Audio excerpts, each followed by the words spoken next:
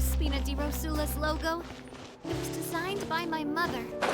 Have you noticed how it's shaped like a heart? Hey! Isn't that Charlotte? Huh, we're always running into her. What's she doing this time? Oh, looks like street interviews. Paimon has a funny feeling that we might be in for an interesting time if we go check it out. Shall we?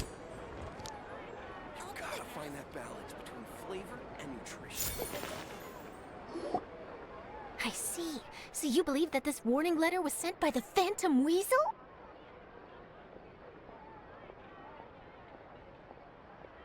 Absolutely. I've said it before and I'll say it again. The Phantom Weasel never acts as you expect. He must have faked his own death 10 years ago using a body double.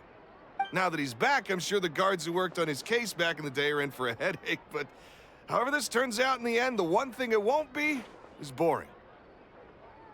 Couldn't agree more. As a journalist, I'm gonna get a lot of mileage out of this one. Thank you, sir, for your time. Now, whom should I interview next? Huh? Hey! What a coincidence! Fancy meeting you here. Perfect timing. So, the Phantom Weasel's latest warning letter. What are your thoughts? Yeah, this is the first time we're hearing of this one. Could you clue us in? Huh? Oh, sorry. Yes, this case is from a decade ago. I guess you wouldn't know about it. Well, not to worry. You're in good hands because I'm a professional. The story goes like this. 10 or so years ago, a phantom thief became active in the court of Fontaine. Known only as the Weasel, nobody knew his true identity, and the authorities never managed to catch him. Wow, cool! He sounds like one of those mysterious night burglars that you read about in novels. Precisely. Well, except the part where they actually have a good reputation. Our Weasel targeted whatever people held dear, and no one was safe from his predations. He would just as soon steal a necklace from a rich merchant's safe as he would a toy doll given to a commoner child for their birthday. I know, the phantom thieves you read about in novels rob the rich to pay the poor, but this guy did not discriminate. Unsurprisingly, this didn't work wonders for his public reputation. Every man and his dog wanted to see him behind bars. Yeesh. So, did they catch him? Not exactly. There's a good chance that the Weasel would still be at large to this day if it hadn't been for an accident 10 years ago. A magician named Caesar fell to his death in a botched high-altitude escape performance. When the police went through his personal effects, they found a hoard of stolen loot and gadgets used for criminal activities. And that was how the Phantom Weasel's identity was revealed to all. Sure enough, thefts in Fontaine went down after Caesar's death. But today, 10 years on, the notorious thief has once again issued one of his warning letters and pasted it on the gate of the Opera Epiclese for all to see. I had to squeeze through the crowd this morning to get a photo as soon as I heard. Here, it's this one.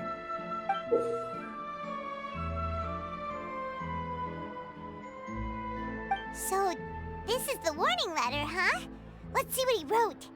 3 days from now, when evening falls, I shall take from you that which you hold most dear at the Opera House, just as you did to me 10 years ago. This is, without a doubt, a clear declaration of criminal intent. After years of laying low, the Phantom Weasel is back with a vengeance. What once seemed like an open and shut case has been blown wide open again. But why has he reemerged now, and what does he want? I sense an epic scoop, and I'm going for it. Uh-oh. If this thief will steal anything that other people value, does that mean even we might be targeted? Really? Oh, let him try! In fact, Hyman's gonna eat all our snacks right now! Let's see what he can do about that! Okay, the people have spoken. It's clear that the public are very concerned about the Phantom Weasel's reappearance. Let's see, I've got a photo of the letter, my interview notes. Yep, that should be enough to form the skeleton of my article. It does feel like something is missing, though. Something exclusive. Who should I interview next? I need someone with a more concrete connection to the weasel. Is that who I think it is? Lyney! Magic, magician, Caesar, the Phantom Weasel! That's it! Let's go interview Lyney! You see, the original Phantom Thief Caesar was a magician too! And what do Phantom Thieves and magicians have in common? They both have an air of mystery about them. Perhaps there's a connection there. Are you serious? What sort of a deduction is that? Oh, relax! My journalistic instinct tells me that an exclusive news story is beckoning. Let's go! No time for delay!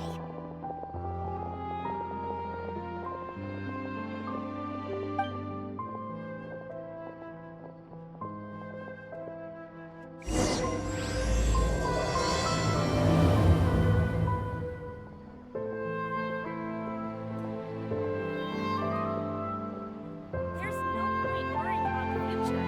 Hey, Sarah.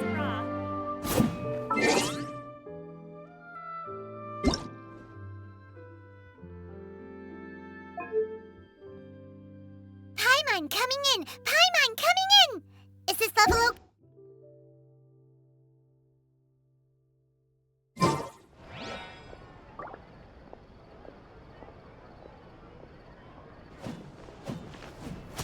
No way! I'm not guessing. You gotta find that balance between flavor and nutrition. Take a guess. I'll take a guess.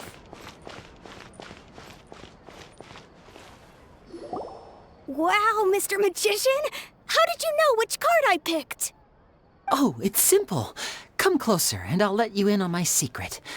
Magicians have a special skill called telepathy, which means we can read other people's minds. Really? Then, what am I thinking now? Well, first you need to relax, because I can see that you're clenching your fist in your mind, as if to say, no, I mustn't let him guess it. Aww. And now you're getting a little flustered. You're trying to find a way to empty your mind, to think of nothing at all. But the more you try to hide a secret, the easier it'll come out. You snuck out from home today, didn't you? You told your family a little lie so you could come out and play. Now, that's not a good habit. You can tell? Oh boy, you really can read my mind. Of course. Oh, and that's the end of my performance. You should really be heading home. Remember to apologize to your family, all right? They must be worried about you. All right, got it. Bye, Mr. Magician.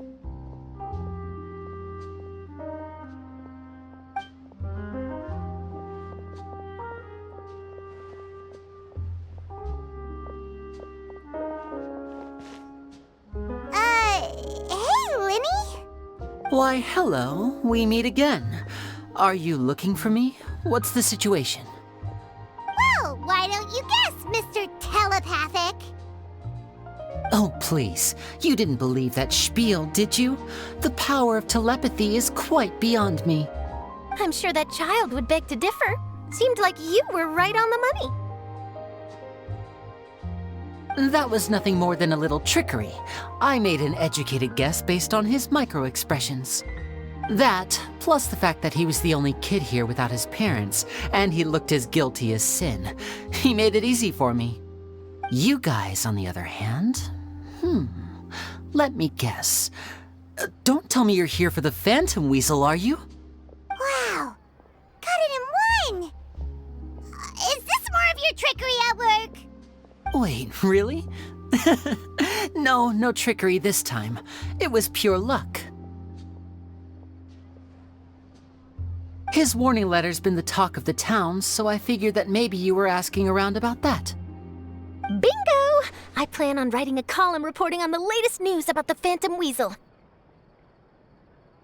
So, Lyney, what are your thoughts on this infamous thief's reappearance? To be honest, It makes me angry. Angry? Why? You read his letter, right? The Phantom Weasel claims he's planning something in 3 nights' time at the Opera House. That's the night I'll be performing there. Huh. What are the chances? Wait a minute, you don't think he's after you, do you? Well, if he is, then his warning is clearly a direct challenge to me personally. And if he's not, then it's still going to be a huge headache for me. The mere mention of the Weasel's name is enough to scare people off. So once the contents of that letter get out, barely anyone will be showing up to watch my show. But I've been preparing for this for a long time. I'm not about to let him ruin my big day. This leaves me with only one choice. I have to expose the Phantom Weasel's identity before the show begins. Really? So what you're saying is, we might get to see a live duel between a famous magician and an infamous thief? Wow, this has exclusive written all over it! To be honest, I'm not sure if I'll emerge the victor. The Phantom Weasel is a notorious crook, infamous for his inscrutable methods. You're being far too modest, Lyney. I think your magic tricks are even more inscrutable than those of a thief. Thanks for the compliment, though I have to say, I don't care much for the comparison. A lot of people liken magicians to thieves because we both have the ability to make things disappear without the person noticing. But there's an important difference that these people overlook. Allow me to demonstrate with a quick magic trick. Here, I have a flower, just an ordinary flower that was picked not long ago. Watch it carefully now. 3, 2, 1. It's gone! That's the question. Where did it go? Therein lies the difference between us. Thieves make precious things disappear, but only magicians make them reappear. If I could now invite you all to check your clothes, there might be a surprise in there somewhere.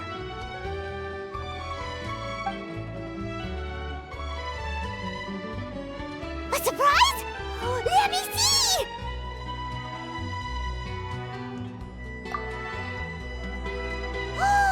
It's right there! But how? You haven't moved this whole time! What an outstanding trick! Sorry, Lyney, it seems that my previous praise was woefully inadequate. Clearly, magic is the superior art form to theft. Don't worry, I didn't take offense. I just wanted to take the opportunity to perhaps change some of the preconceived notions you might have about magicians. Since Caesar's death, a lot of people associate magicians with criminality. It can be quite frustrating. I can imagine. Coming back to your trick just now, might I presume that you are well versed in floral symbolism? For example, magicians often use rainbow roses in their flower-related performances to represent passion and romantic encounters. But you used a Lumi-Do spell, which, if I'm not mistaken, allude to separations. I'm curious to know if there was any deeper meaning behind this choice? Impressive knowledge. It's no wonder you're such a successful journalist. But I'm afraid I don't know the first thing about floral symbolism. I'm just in the habit of using Lumi-Do spells in my magic. It sounds like something I should look into, though. I'll buy myself a copy of Fontaine's Floral Language Facts when I have some time. But it'll have to wait until this Phantom Weasel business is behind us. Well noted. In that case, this brings us to the end of our interview. I, for one, am looking forward to the final showdown between you and the thief. Please feel free to get in touch to update me on any further developments. Otherwise, I will of course see you at your show in 3 days' time, but let's hope the Phantom Weasel is caught by then. If there's nothing else, I'll be off. You've given me lots to work with here, and I've got no time to lose if I want to write that exclusive piece. I'll see you all later.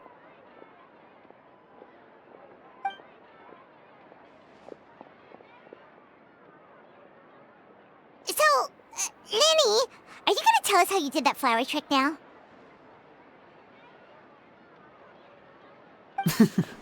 I'm afraid that's my little secret. Aww. Well, magicians are entitled to their secrets. But Paimon's really itching to know how it's done. You feel it too, right? So itchy! Not so itchy then, huh? Well, since you're so concerned, how would you like to serve as my temporary magician's assistants and help me investigate? Magician's assistants? Oh, that sounds fun! Assistants are technically magicians too! Also, it'll bring us one step closer to figuring out how that darn trick Yours is done! Shall we go for it? Tina just followed. Excellent. Thank you for putting your trust in moi. The first thing we need to look into is who Caesar really was. If he truly was the Phantom Weasel, that means that the weasel is dead, and whoever wrote this warning letter is just a copycat criminal. But if he wasn't the weasel? Well, that'll make things more interesting. It would mean that the weasel lives, and he's been laying low all this time in some corner of Fontaine. And if we're investigating Caesar, his fiancée Gemma is a good place to start. Word is that she visits the cemetery often, so I asked Lynette to wait for her there. We should make a move. Let's go and rendezvous with Lynette.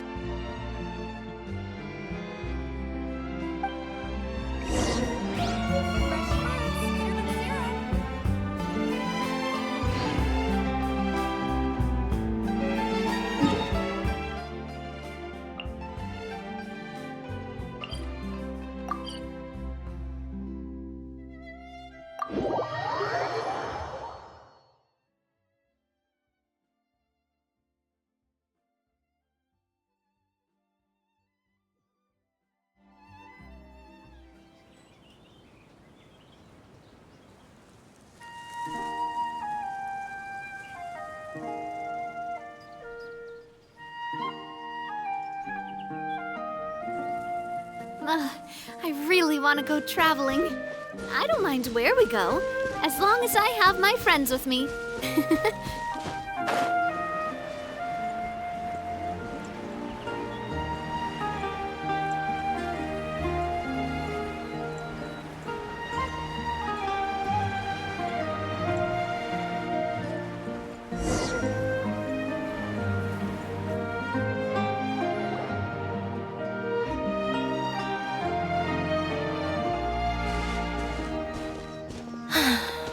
You took your time. Sorry, I bumped into the Traveler and Charlotte en route, and we ended up chatting for a while. It's been a while, Lynette.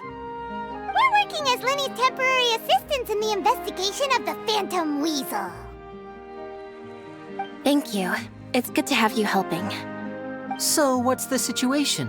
Have you seen Gemma? Nope. I've been here a while, and she still hasn't shown up. How bizarre. Maybe it was bad intel.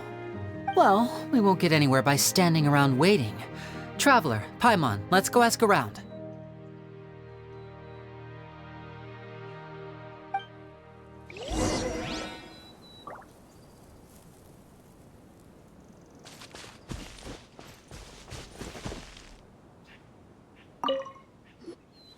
Excuse me, good sir. Do you by any chance know a Gemma? Gemma? You mean Caesar's fiancée? Sure I do. What's this about? I'm just trying to get a hold of her because I need her help with something. I heard she comes here a lot. Yeah, she does. Poor thing. It's no secret why either. She's heartsick. Ever since Caesar passed away, she's been coming here once every week to clean his grave. Often she just sits there in front of his headstone, lost in thought. Sometimes she talks to herself. I asked her what she was doing once. She said she wanted to speak to him again. She knows he's gone and can't hear her from the grave, but she just likes to spend time there, telling her fiancé all about how her life is going. And she's been doing this ever since Caesar passed away? Oh, so 10 years. Wow, their love must have been really strong. I'll bet. Caesar's reputation fell apart after his identity was revealed, so no one else visits his grave. Gemma's the only one who still thinks about him after all these years. I don't know if the mind lives on in the waters after death, but If it does, I'm sure Caesar must be grateful to have someone who remembers him fondly. If I'm honest, I think this is all so unfair to poor Gemma. Her fiancé was a low-life crook. He doesn't deserve someone like her. Anyway, all of that said, she's running later than usual today. Normally, she'd be sitting in front of his grave by now. I wonder if she's okay. Well, that's everything I know, I'm afraid. You might have more luck asking some other people. All right, well, thanks for sharing all of this with us. We'll keep asking around. You're welcome. I just hope she'll be able to move on one day.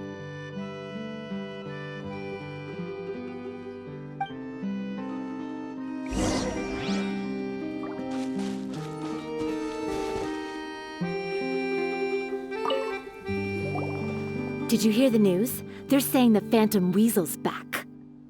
You're kidding. Wait, isn't he dead? I don't know anymore. All sorts of news flying around nowadays. I can never tell what's true and what isn't. But what if, just hypothetically, I mean, what if this weasel's the real deal and Caesar was framed? Called it. Seriously, 10 years ago, on the day it all went down, I said to myself, you know what? This guy's been set up. The Caesar I knew was a good guy. He gave balloons to children on the street, for Pete's sake. What, are we supposed to believe that he was a balloon thief or something? Give me a break. Oh, please. Weren't you the one cursing his name to high heaven when the police announced the news? You were all, "Oh, that gosh darn lousy son of a, you think you know a guy," or words to that effect. Wait, did I say that? I don't seem to recall. Hello there. Sorry for disturbing you, but I couldn't help but notice you were discussing the Phantom Weasel. We're actually quite interested in this topic as well, but we're struggling to get to the bottom of it. Do you think you could spare a moment to tell us a little bit about Caesar? You've come to the right people. Yep, I was there. Back when Caesar used to perform magic tricks on the street. He was a great magician. The best trick I ever saw him do was pop a transparent balloon, only for a whole bunch of doves to fly out from the inside. I was right up close and didn't blink or look away once. But for the life of me, I still don't have the faintest clue how he pulled it off. Really incredible stuff. I saw him perform too.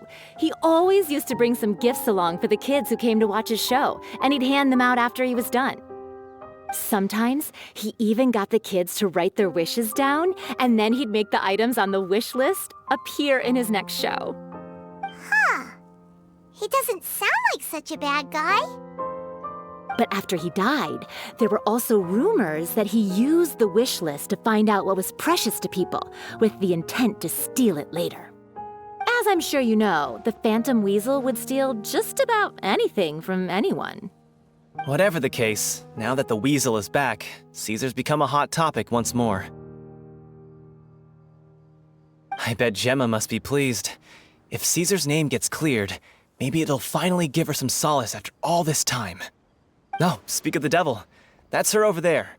If you've got any more questions about Caesar, she's definitely the one to ask.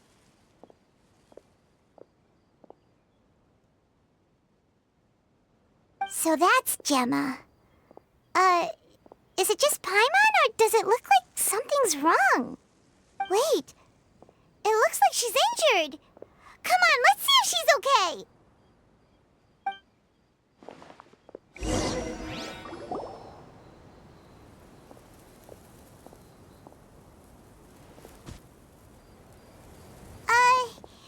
Hi there.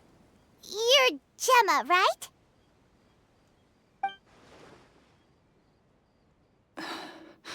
Who's asking? Don't be afraid, we mean no harm.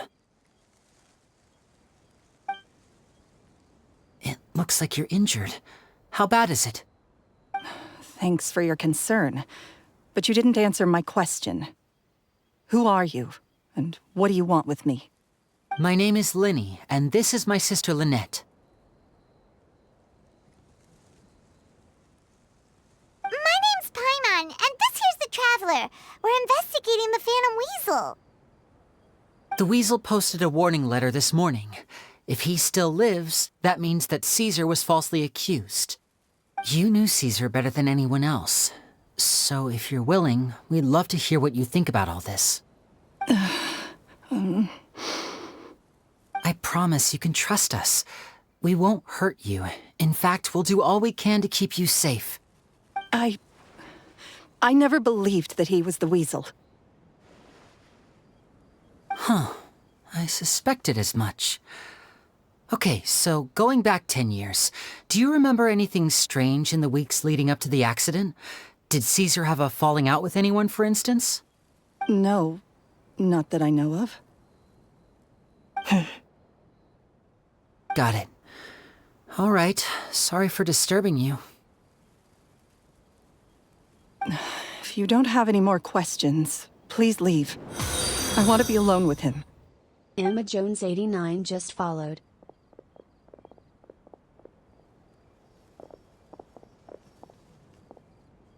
Judging by the look on her face, there's definitely something fishy about her. She's lying. She definitely knows something.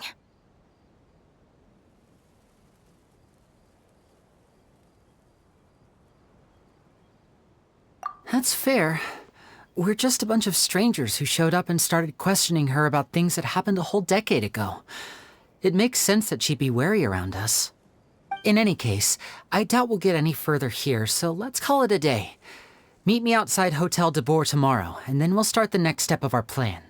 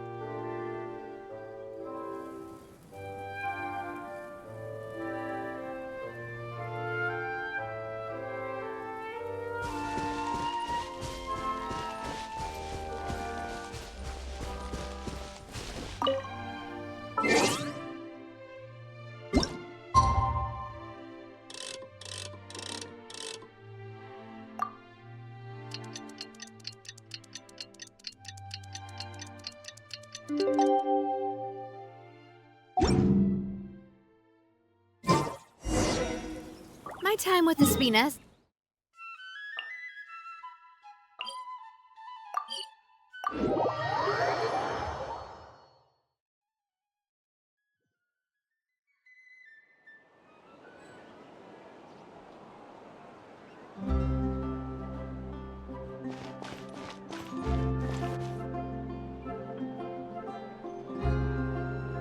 Over here.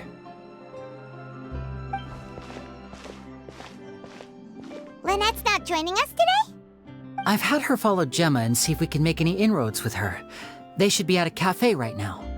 Still, I don't think that Gemma's likely to open up to us. So, we need a contingency plan.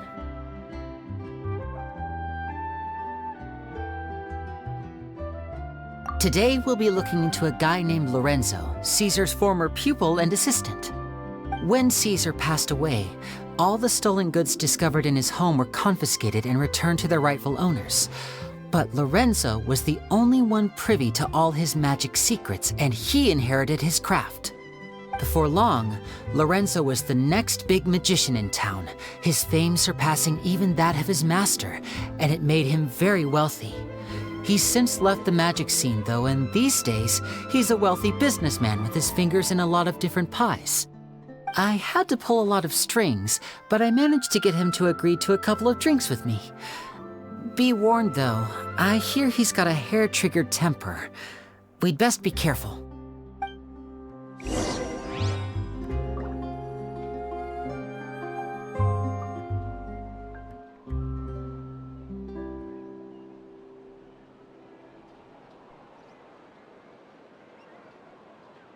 We cannot just rely on the ocean's self-cleaning ability. I do love Spina di Rosula's logo. It was designed by my mother. Have you noticed how it's shaped like a heart?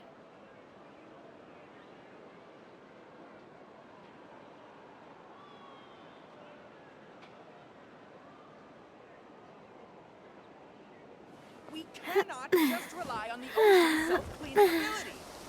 Oh, oh, um, mm.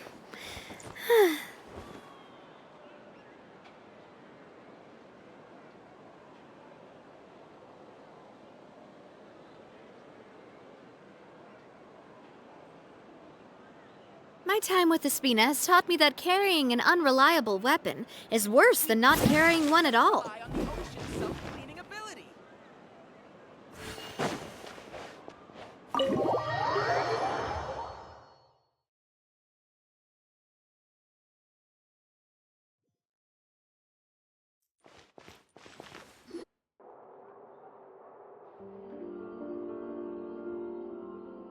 You neglected to mention that you were bringing 2 other people with you.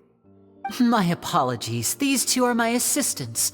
When they heard that I was meeting with the former Magic Maestro himself, they begged and pleaded with me to bring them along. And if it's no trouble, a couple of autographs would really make their day. Oh, forget the pleasantries, just sit.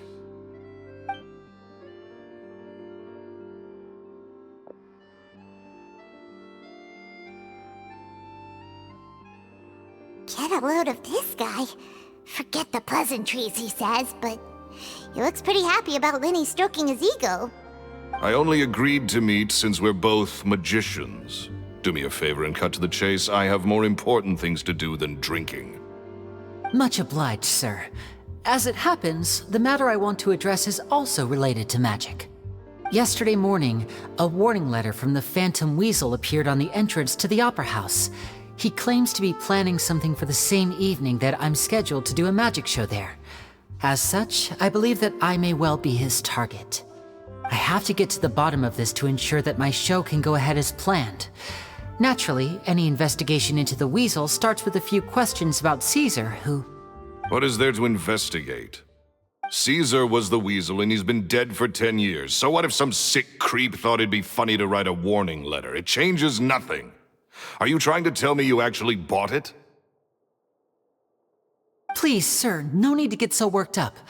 I do concede that a copycat is but one possibility. Possibility? It's a fact, Lyney.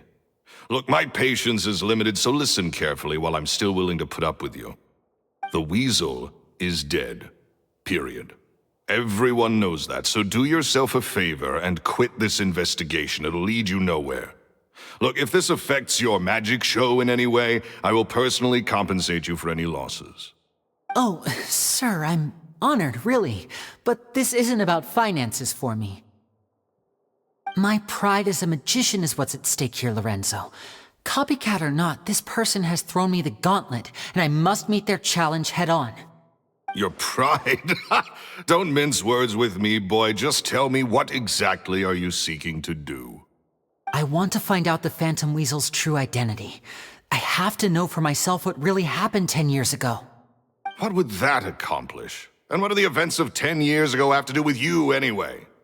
Look, you of all people should know that a magician never reveals their secrets. And in any case, dead men don't talk. So if you really care about your magician's pride, then you'll forget about Caesar and move on. Uh-oh. This is getting awkward. Lorenzo? Is that? Oh, it is you! I know that big, booming voice anywhere. What's up, my man? Want to grab a drink with me? Another day, I'm busy. Oh, come on! You can't be all business all the time.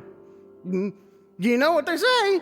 Live fast, die young.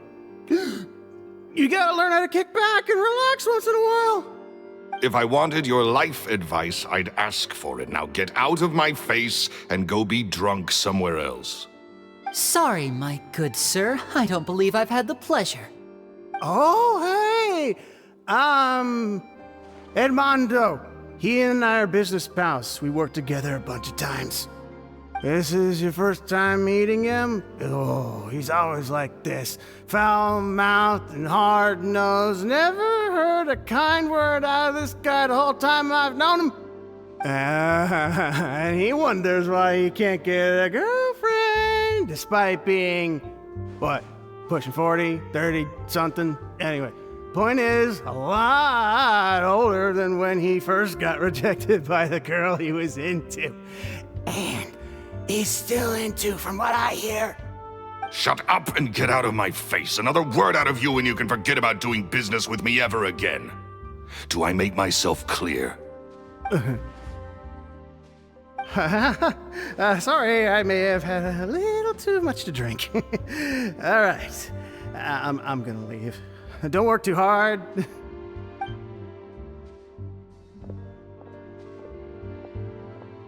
I think it's high time I made a move as well. If you really want to investigate this, Lyney, be my guest. But if nothing good comes of it, don't say I didn't warn you.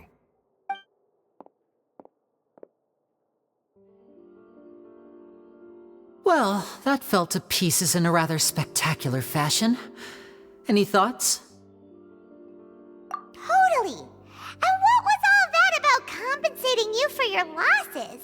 Why would someone you just met make an offer like that? He's gotta be hiding something. And not like Gemma. She was a little suspicious, but this guy's definitely covering something up. I think so too. We need to look into Lorenzo more closely. That guy Edmondo seems to know a thing or two about him. He only just left. Let's see if we can catch up with him.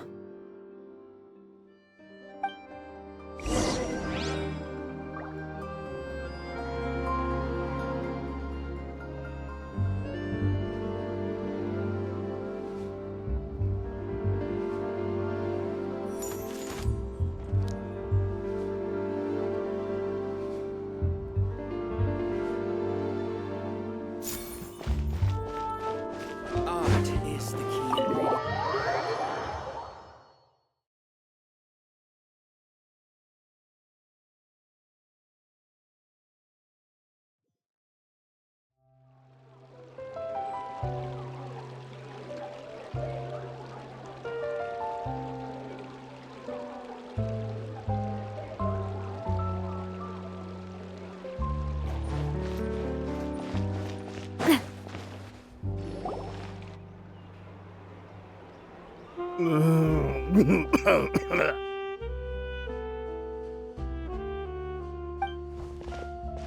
You okay there?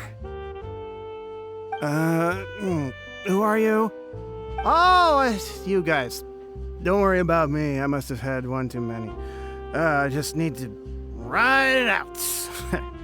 I say way too much back there, didn't I?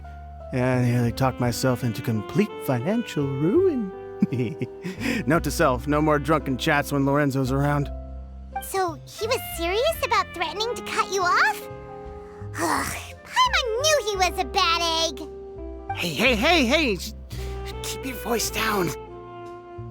Don't go prying into Lorenzo's personal affairs.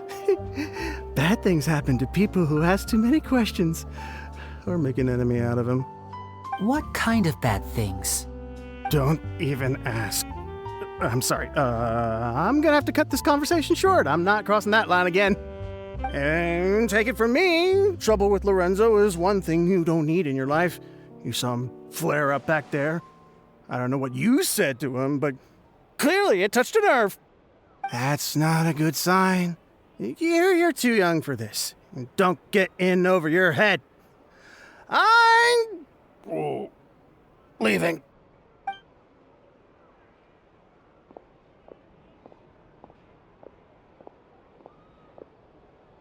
And there he goes. What do we do now, Lyney? Shh! I think we're being watched. Someone was listening in to our whole conversation. Don't say anything and don't look back. Any altercation in the city will attract the guards. We'd better take this elsewhere.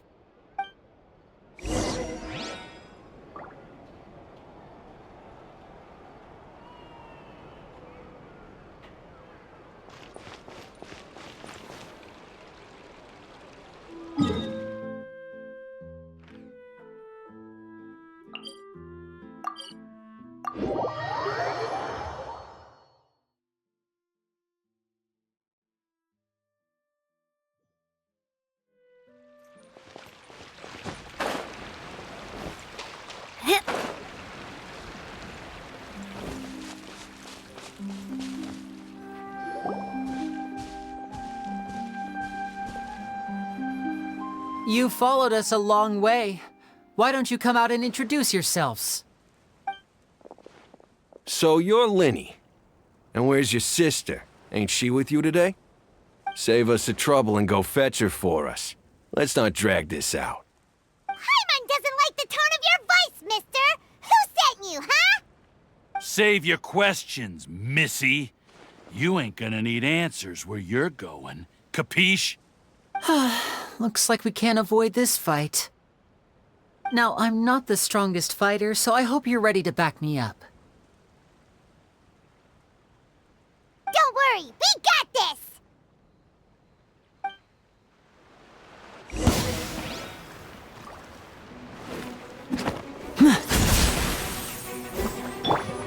A proper send-off from Despina with love. Feeling lucky?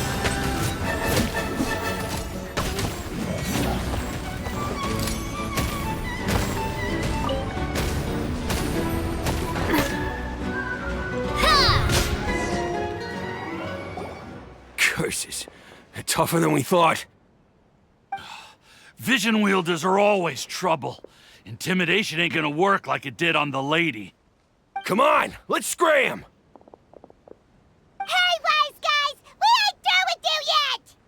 Oh, they got away! Did you catch what they said just before they left? Something about intimidating someone else. Sounds like they just wanted to rough us up as a scare tactic, and they've already done it to someone else, but who?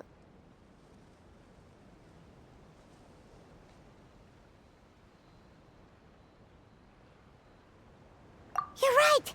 She was injured when we saw her yesterday, and she acted like she had something to hide. Maybe she was too scared to tell us the truth because those guys had threatened her. Well, if that's the case, she should be more willing to open up to us once she learns that those thugs won't be bothering her anymore. Let's head back to the cafe and see if we can get any information from her.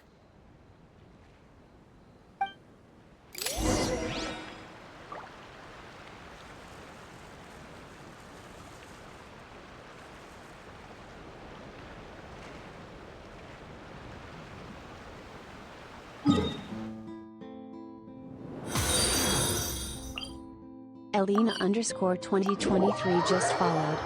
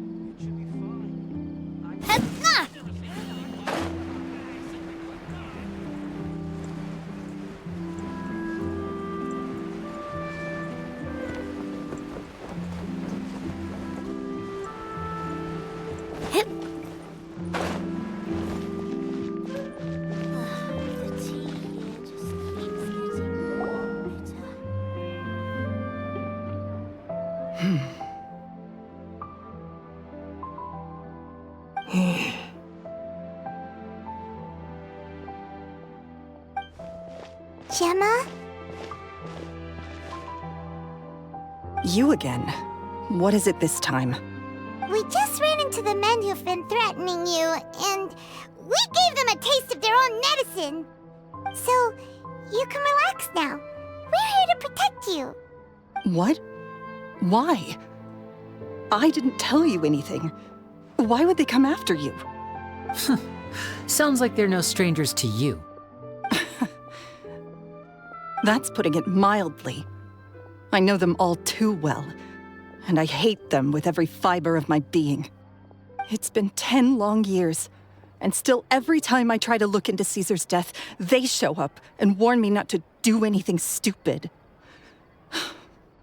How do I know I can trust you? Do you really think you can get to the bottom of it all?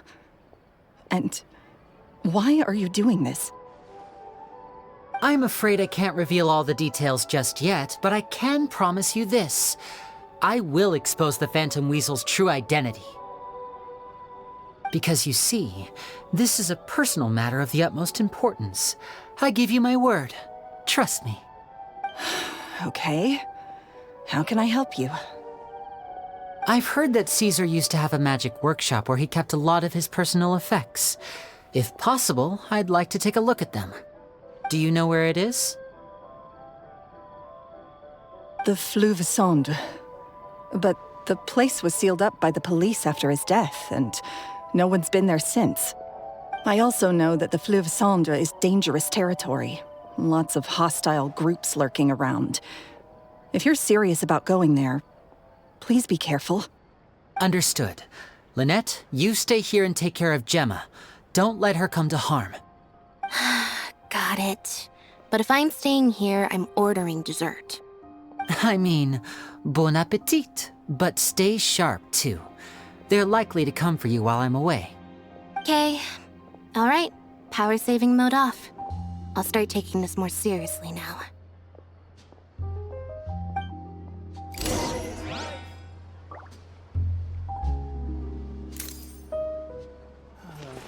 Looks like no more free coffee for me.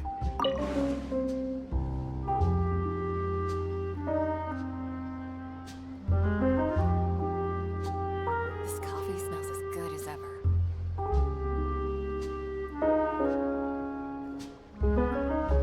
The tea here just keeps getting more bitter.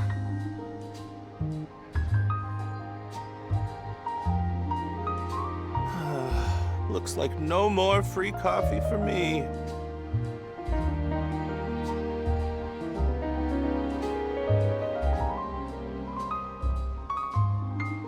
This coffee smells as good as ever. The tea here just keeps getting more bitter.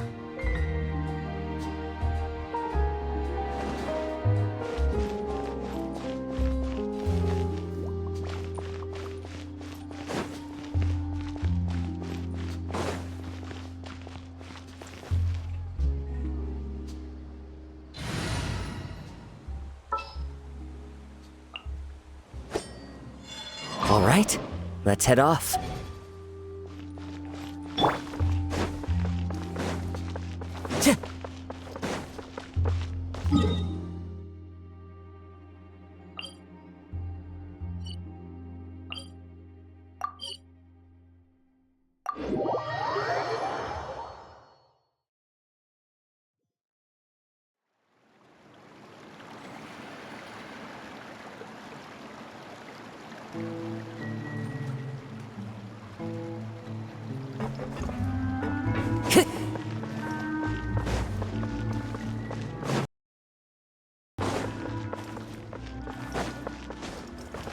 Time to go.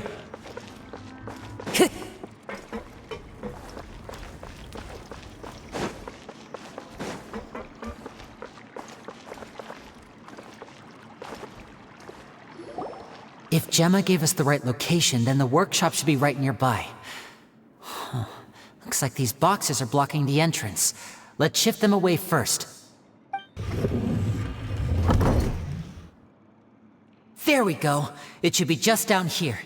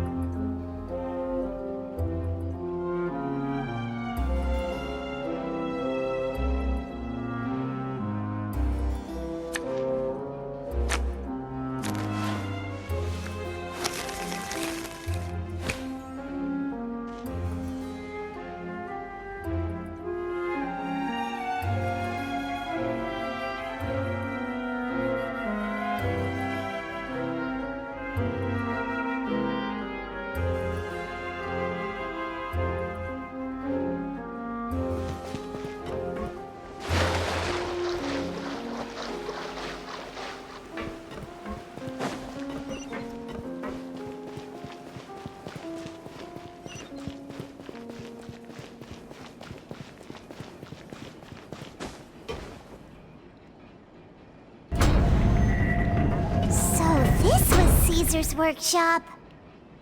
Nothing suspicious here, just normal magic props. Let's head in further.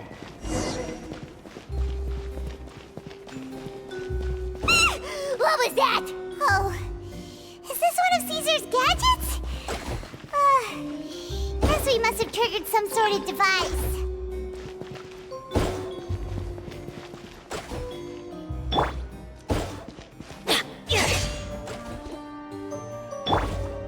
Feeling lucky? Coming at ya! Hiya!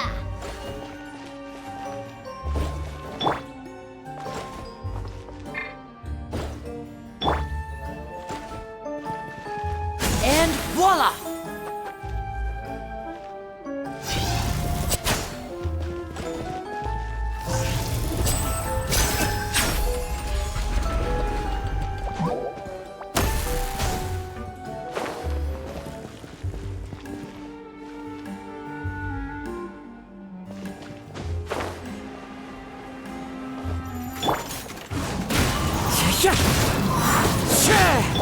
This one's got your name on it!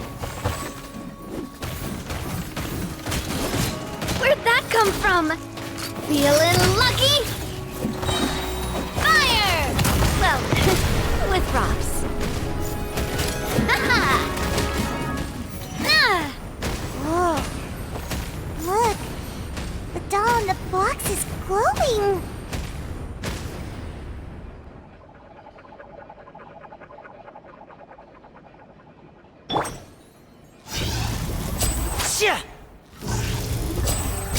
There's something written on the card on this doll. Let's take a closer look.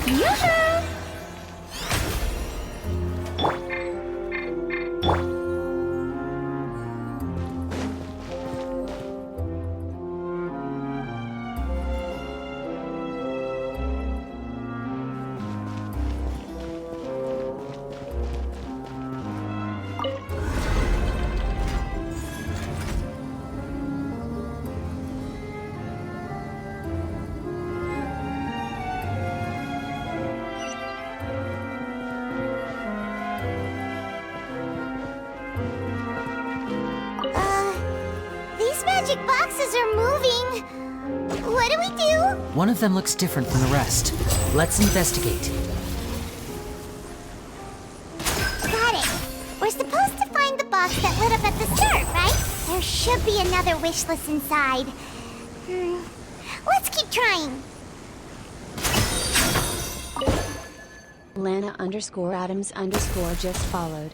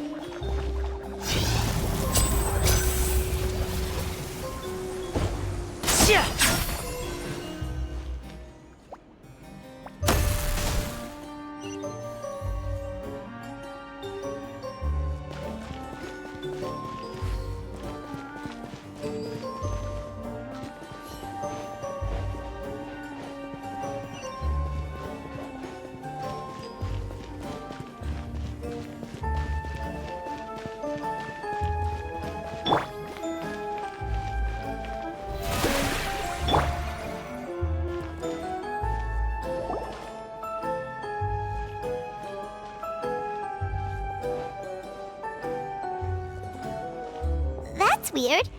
Have we reached the end already? There's nothing here. Maybe this was a wasted trip. This place seems a little too ordinary for a magician's workshop. There's a distinct lack of mystery. We've triggered quite a few devices on the way here. I'm starting to wonder whether Caesar built this whole place as one big, elaborate magic contraption. If so, then there must be more to this place than meets the eye. Maybe a hidden room somewhere. Aha! If I just move this book, then hopefully...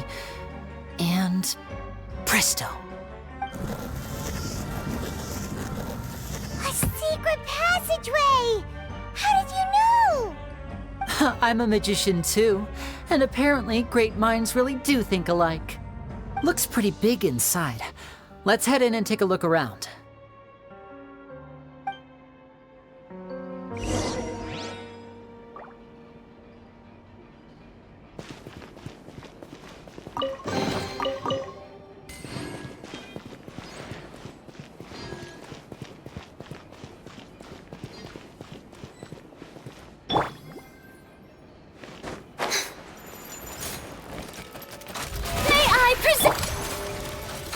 Umbrella warfare, I guess.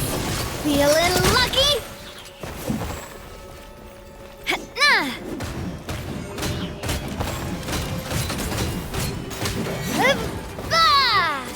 This one's got your name on it.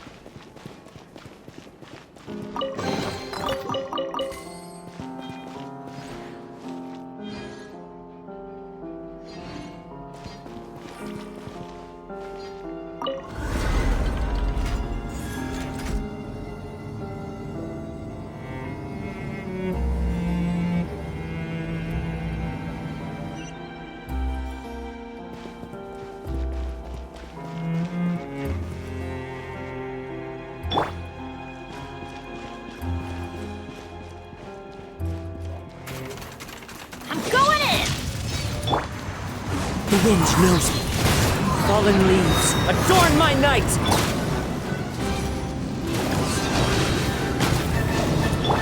Feeling lucky?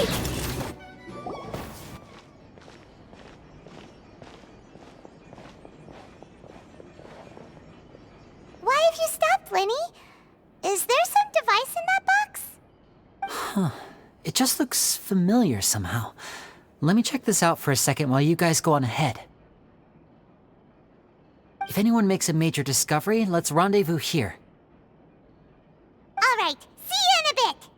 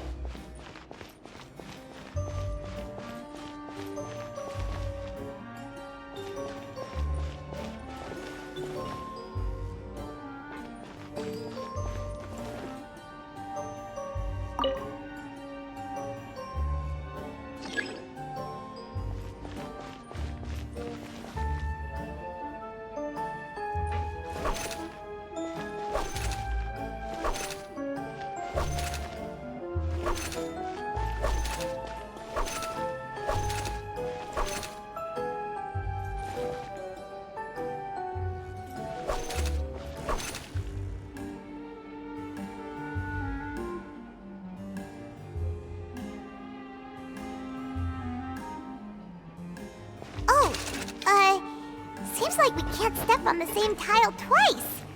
Guess we've got to finish it in one run, huh?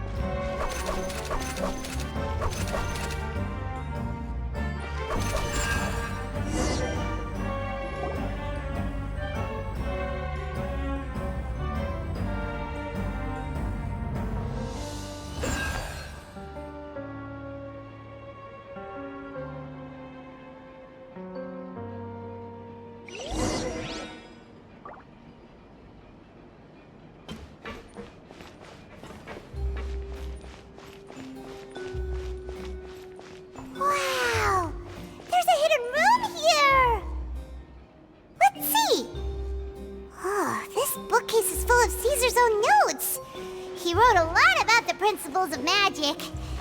Whew. This book's thick as a brick! Let's take a peek inside it, shall we?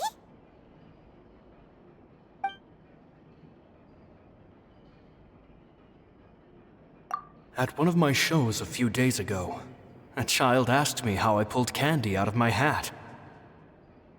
As a joke, I told the kid that the hat has a built-in wish-granting machine. Next thing I know, today a whole bunch of kids were pestering me to pull all sorts of things out of the hat. So I told them another white lie. The machine needs time to power up, but in the meantime, you can write your wishes down.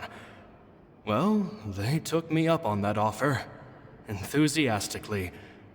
As I write this, I've only just got back from running around all over town, buying the things they wanted. Boy, are my legs sore. I wound up saving very little this month, but that's not a major issue. I now have a bigger problem. How am I going to hide all these things inside my hat?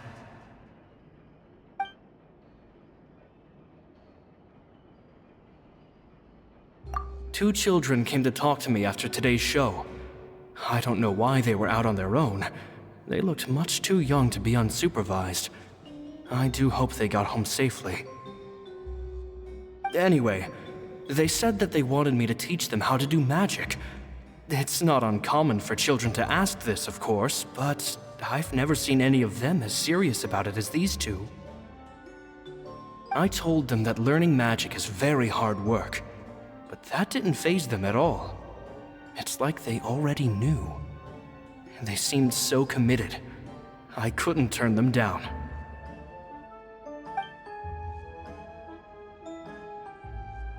It seems like something's bothering Lorenzo lately, but he won't open up to me about it. Surely he's not upset that I agreed to teach those two children. I'll have to talk him around. I have a good feeling about those kids. They're naturally talented, and it seems like they're not new to the world of magic.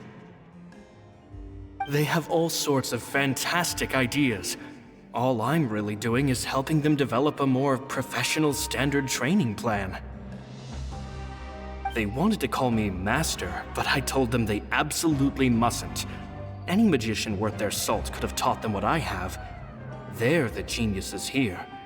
Compared to them, I don't deserve to be called any sort of master. With time, I have no doubt that they could become far greater magicians than I. My only concern is why they're so mature for their age. I fear they've had to grow up too fast. I don't dare to imagine what they must have been through. Gemma thinks so too. She doesn't like being around them. Says that their eyes are too piercing.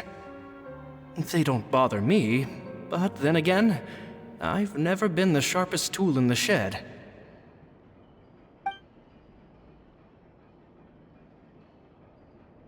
It's nearly time for me to go on tour. I asked the two kids if they'd like to come with me, but they shook their heads.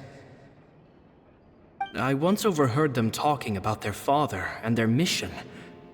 Sounds like their parents have other plans for them.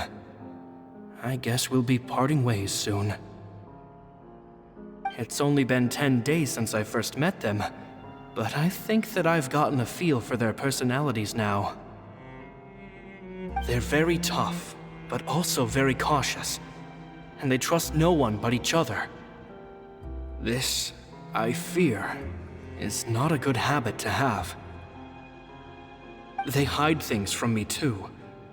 For example, when I asked them where they live and why they wanted to learn magic, they lied.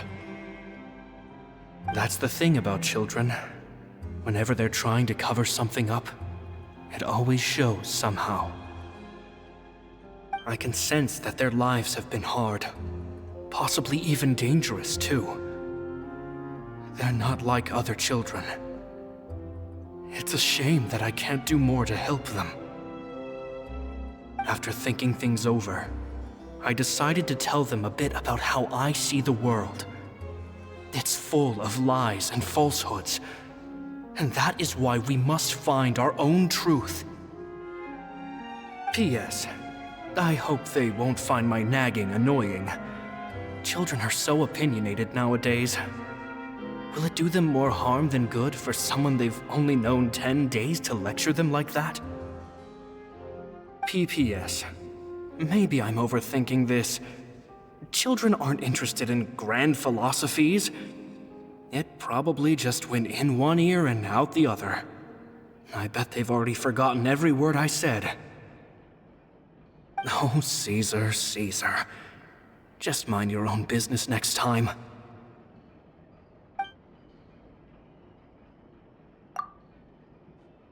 Two magic geniuses with a father and a mission, huh?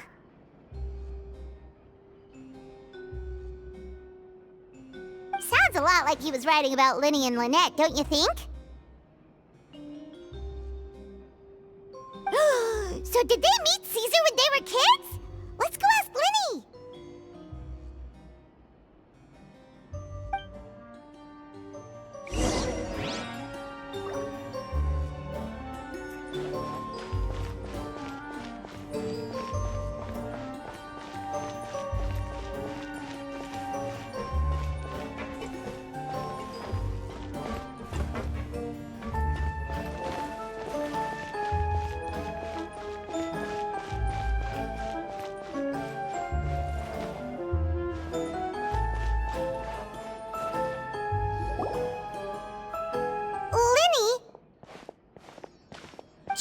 Hold that thought. As I expected, there's a lot of fishy things going on in this place.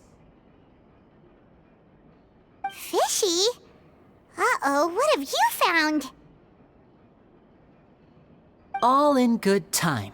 Before we go over our new leads, I want to tell you how a high-altitude escape is performed.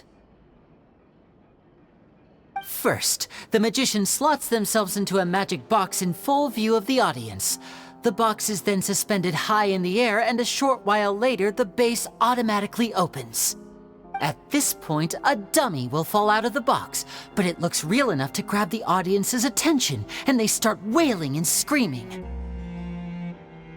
Meanwhile, the real magician, who has by now blended into the crowd, waits for a good moment to make their appearance and put on a hysterical performance. Oh no! Is that me? Did I just fall to my death? Very vivid description. Paimon can really picture it. And then what? The audience's gaze then turns to the magician, and by the time they realize what's happened, the dummy has vanished, as if everything that just happened was some sort of shared illusion. Of course, that's just how I think the process should work, theoretically speaking. The inventor of this trick never performed it successfully. When the box opened, Caesar was the one who fell out, and not the dummy. He fell right to the ground from the highest point of the opera house. No one could hope to survive that fall, not without a vision at least. And no one else has ever attempted this trick since. My understanding of how it works is just based on what I could gather from his notes and the relevant gadgets here in his workshop. So Caesar's famous high-altitude escape has never been done, huh? Paimon was about to say how cool it would have been to see it in person, but if it's that dangerous, it's probably for the best that no one else tries to do it. Wait a second. So if a dummy's supposed to drop out of the box, then where does the real magician go? How does he get out? Glad you asked. That brings us to the secret of said box. This box right here is the one that Caesar constructed himself to use in the performance, and it's not as simple as it looks. Inside, there's a device that only the magician himself would know about. Once the magician's inside and the box is lifted up into the air, the audience's view of the box is fixed at a certain angle. From where they're standing, they have a clear view of the front, sides, and bottom, but the back and the top are now no longer visible. At this point, the magician presses a button inside the box, opening a secret door out of view.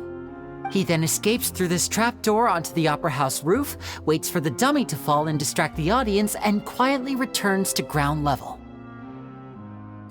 That's way simpler than Paimon imagined. Even Paimon could probably do it. Well, there's a little more to it than that, of course. The hardest part of this trick is controlling the audience's mood and reactions. That takes an exceptional degree of showmanship. There's the falling dummy, the miraculous reappearance, the pompous performing. Maybe the magician would even have themselves tied up before it begins to strengthen the impression that there's no escape. Many days and nights of careful research and painstaking practice would have gone into this, all culminating in a performance just a few minutes long, but one that still manages to transform the shock and grief of a tragic accident to the joy and laughter of a mesmerizing magic trick. Caesar was a highly accomplished magician. But unfortunately, even he didn't manage to pull it off. So, how did it go so wrong? You said you found some fishy stuff here. Have you figured out what really happened? I can make a pretty good guess. I looked into the case files. The magic box Caesar was using at the time of his death had the secret button I mentioned positioned on the right-hand side. And sure enough, he always used his right hand as his dominant hand in public. Okay, nothing suspicious there. But here's the strange thing. Most of the devices in this workshop have the mechanism on the left-hand side, including this box right here, which leads me to believe that Caesar was in fact left-handed.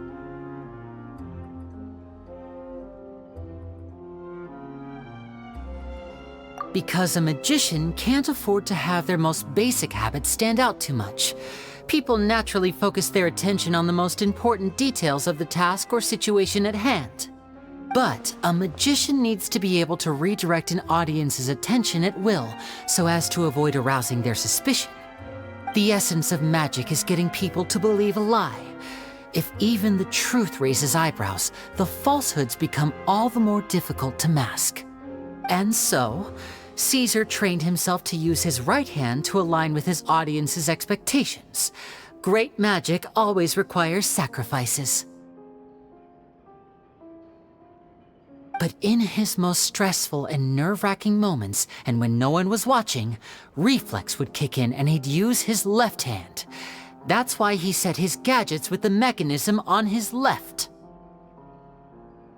Exactly. I think that's likely what happened. Caesar would have been under a lot of time pressure during the escape. He'd have had mere seconds to open the hidden compartment, retrieve the dummy, then open the secret door and make a swift escape. But I'm sure he was confident. He would have rehearsed countless times to the point where it was second nature. He'd barely need to think about what he was doing because muscle memory would guide him through. So he opened the compartment, took out the dummy, checked everything was in order, and then went to leave. With his left hand, he reached for the button, and suddenly, his heart skipped a beat.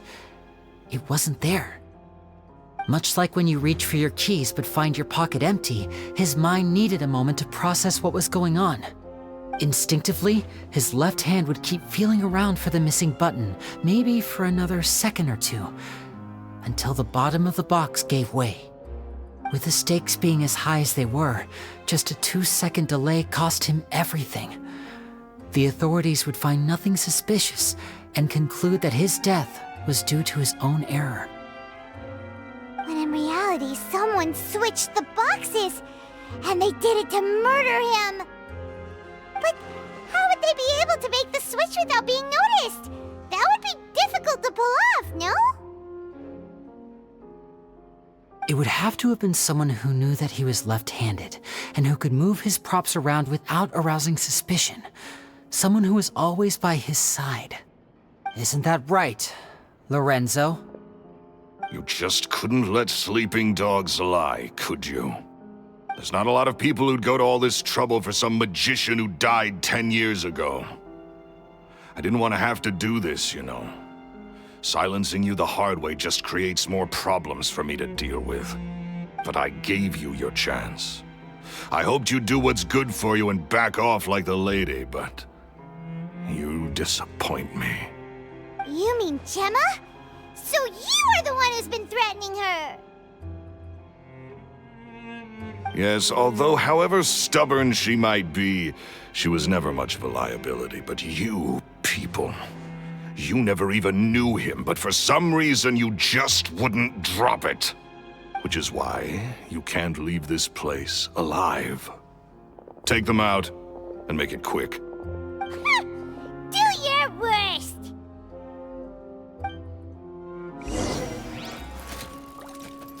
Step right up! Hey, this one's got your name on it!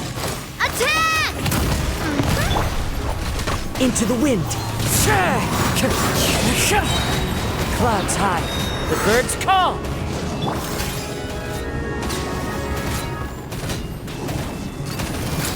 Hey there! Get out of here! Everybody stand back! The show begins! Feeling lucky?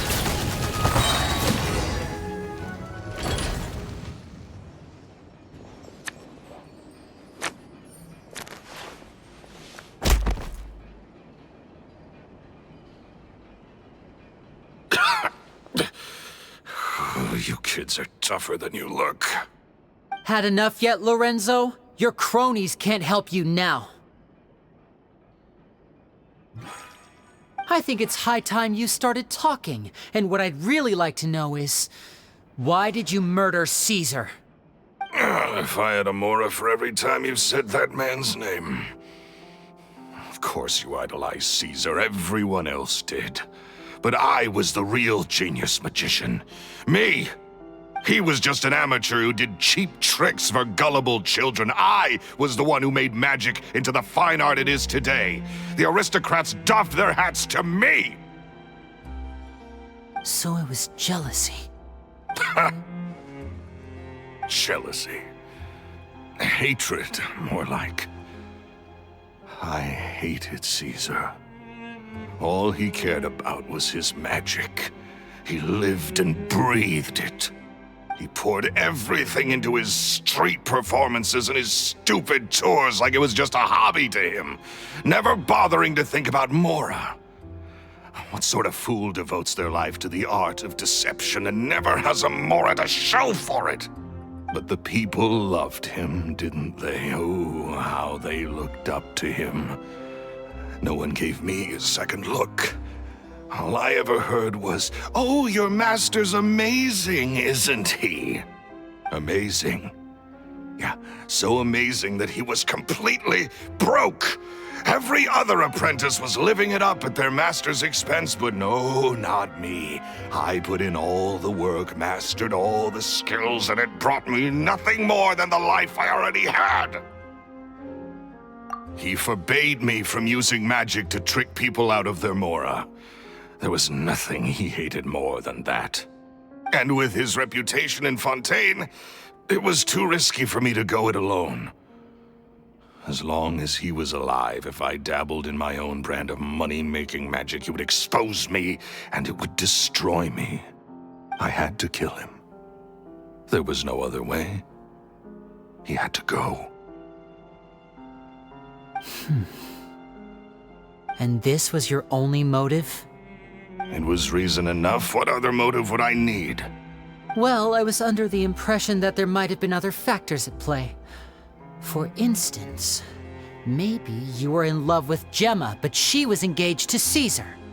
In love with Gemma? Don't be ridiculous. Guess I was wrong about that then.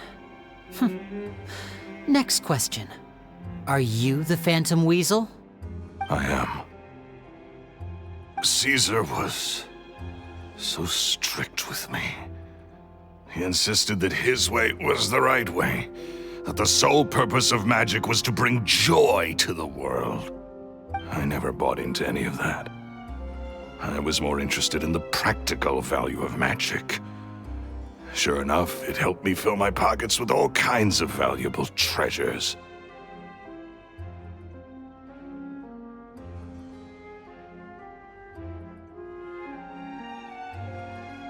Oh, yeah! Charlotte told us that the weasel would steal whatever people valued, no matter how much it was worth. That's just how it looked from the outside.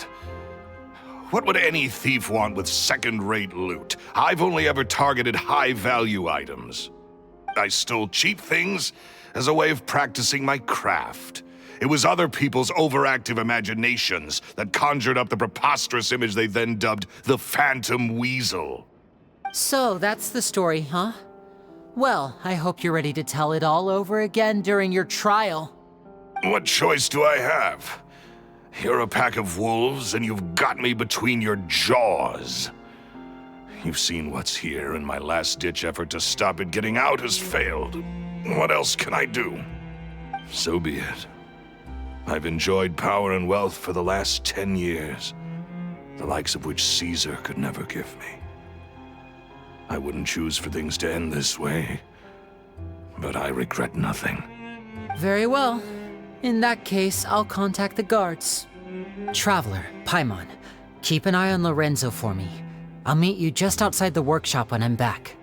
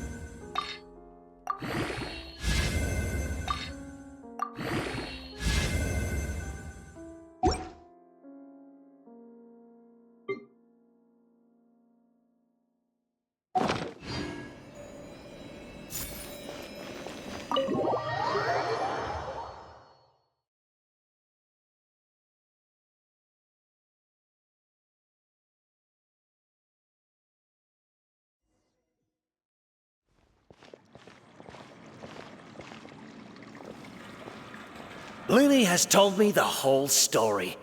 Lorenzo, do you confess to the murder of Caesar and to framing him for the Phantom Weasel's crimes? Look who's finally developed a conscience. What kind of disciple murders their own master? I hope it was worth it, because there'll be hell to pay.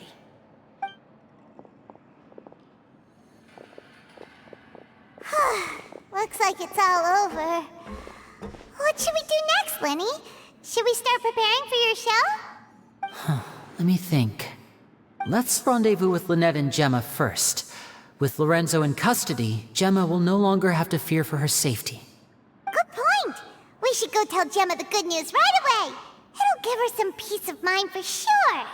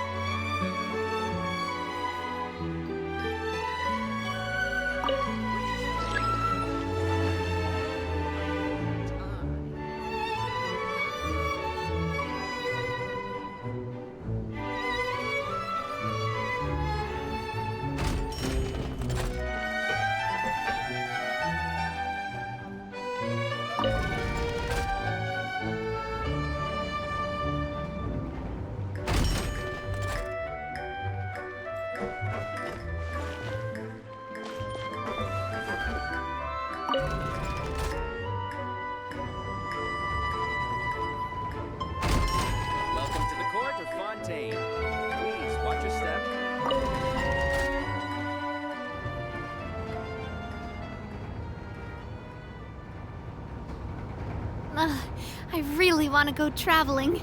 I don't mind where we go, as long as I have my friends with me.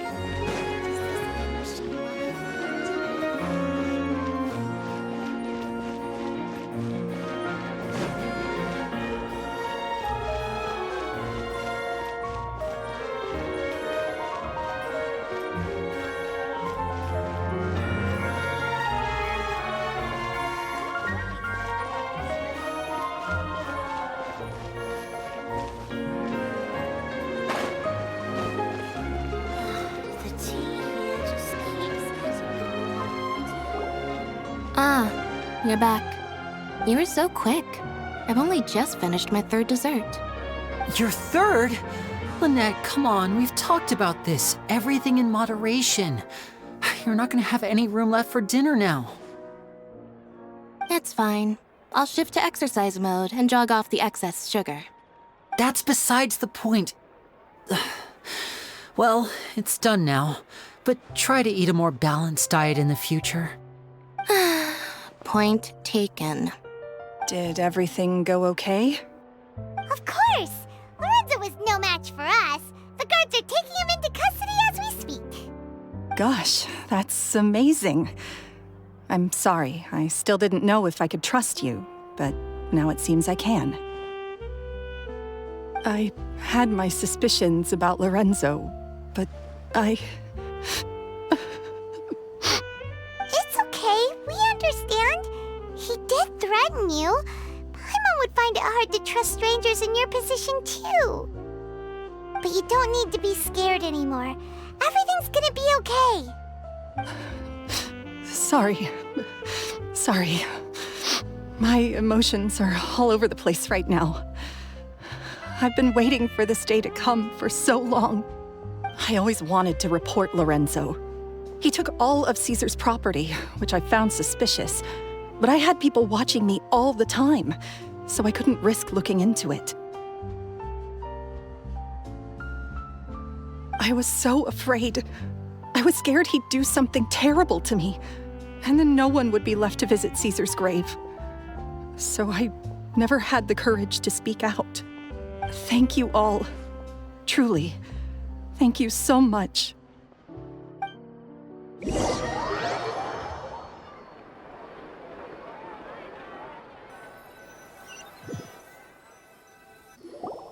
Thank you all for clearing Caesar's name. I never would have guessed that Lorenzo was the real Phantom Weasel. He never showed any signs that there were problems between him and Caesar in public.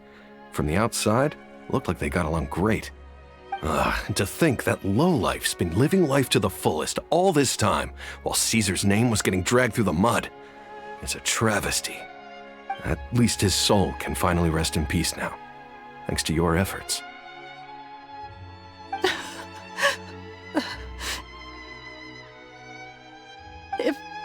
If only I'd realized before it was too late. Don't blame yourself, Gemma. This isn't your fault. Yeah, you still have the rest of your life to live. Caesar wouldn't want to see you spending it feeling guilty. Cheer up, Gemma. My brother's doing a magic show at the Opera House tomorrow evening. Would you like to come along? It might raise your spirits. This show will be a special one. We're holding it in Caesar's honor. In Caesar's honor? Really?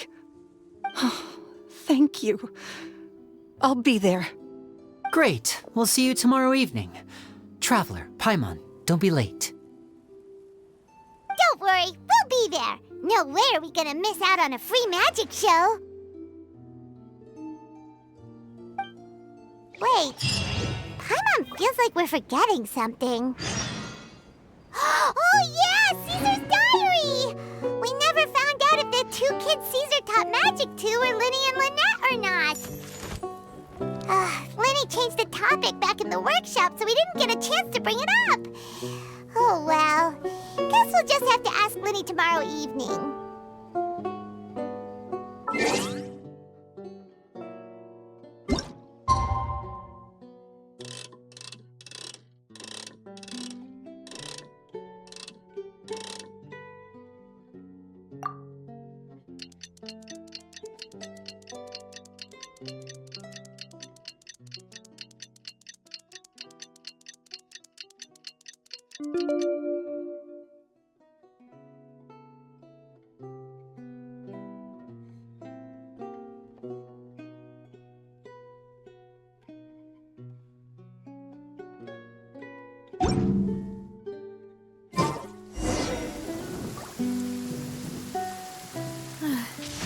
It's raining again.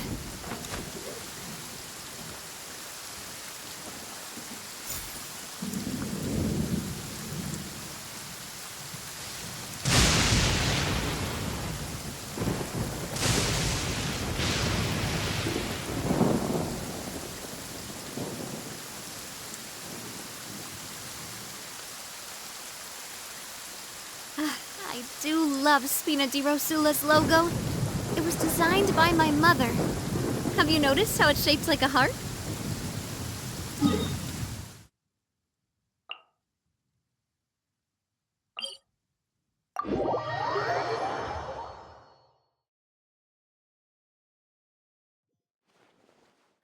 Finally, the rain has stopped.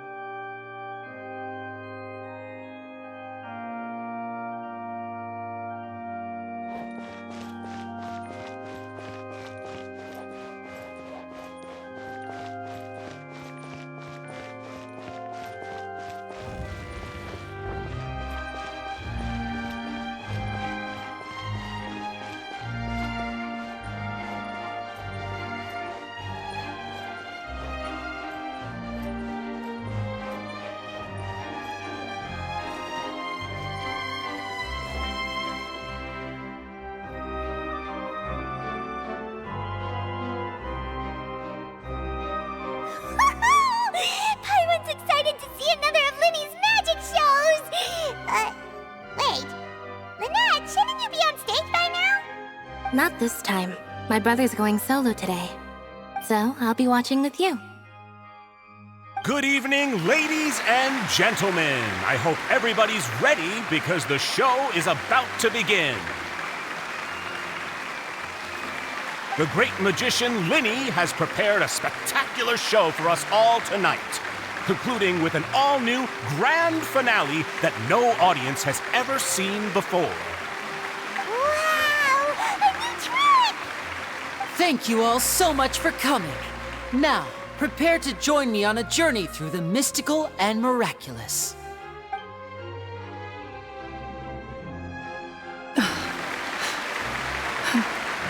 Exciting stuff, isn't it? Yes, it's just... It reminds me of him. No wonder. Caesar was a famous magician too. So, how did you two first meet, Gemma? Well, I was out on the street once, and I saw him performing for little children. Children love magic, because they're willing to believe in things that can't be rationally explained. Caesar had this amazing way of bringing them into a dreamlike world. And somehow, I felt drawn to him too. So I went up and asked him to do a trick for me. Aw, that sounds so romantic. What trick did he do? It was with a flower. He took it in his hand, snapped his fingers, and it magically appeared on my head. I was so happy that day. No one had ever given me a flower before that. Oh, that's so cute! Actually, now that you mention it, Lyney's done that one before. Is that right? Then I suppose he's a romantic at heart, just like Caesar. So let's treasure the time we have with him. After all, you never know when the people dearest to you might be gone. That's right. It's all over now. Paimon doesn't really know how to comfort you, but at the very least, no one's gonna be intimidating you from now on. You can breathe easy at last, right? Right. Yes, you can breathe easy now, Phantom Weasel. See? Even Lynette's... Wait, what? The Phantom Weasel? Lorenzo escaped? Where is he? What do you mean, Phantom Weasel? As Lyney once said, a performer's job is to commit fully to their role and put on a flawless performance for their audience. But once the bag of tricks is empty and the curtain falls, it's time to end the show.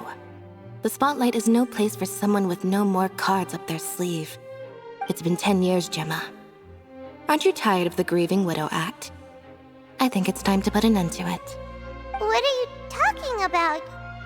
Paimon doesn't like this riddle. Traveler, Paimon doesn't like where this is going. Come on, say something! Ladies and gentlemen, I hope you're all enjoying the performance so far. There will now be a brief intermission, after which Lyney will perform the most electrifying act of tonight's show, the one we've all been waiting for. The final performance will take place outside of the Opera House, so please make your way outside in a calm and orderly fashion. The Phantom Weasel never did like public places, did they? Don't worry, this place will be quiet soon. Let's talk somewhere else for now.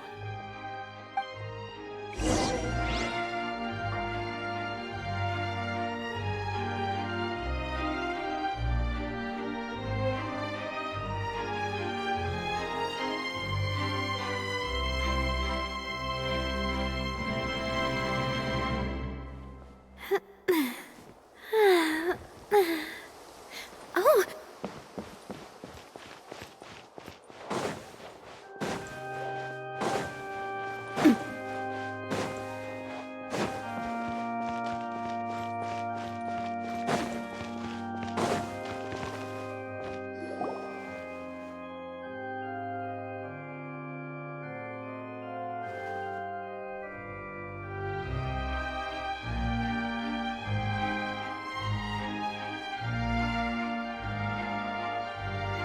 Dear me, this is awkward, isn't it? And unfortunately, I'm all out of gadgets, so I'm afraid I can't do any tricks to liven up the mood. This is a big mistake for a magician to make, but thankfully, I do have a backup plan. Now, who wants to hear a story? Lyney? Don't we have more important things to address right now? Lynette accused Gemma of being the real Phantom Weasel a moment ago. Oh, what the heck's going on? All in good time. Magicians are good at guessing what people are thinking. I know the questions you want to ask. And as it happens, the story I'm about to tell might answer a few of them. Really?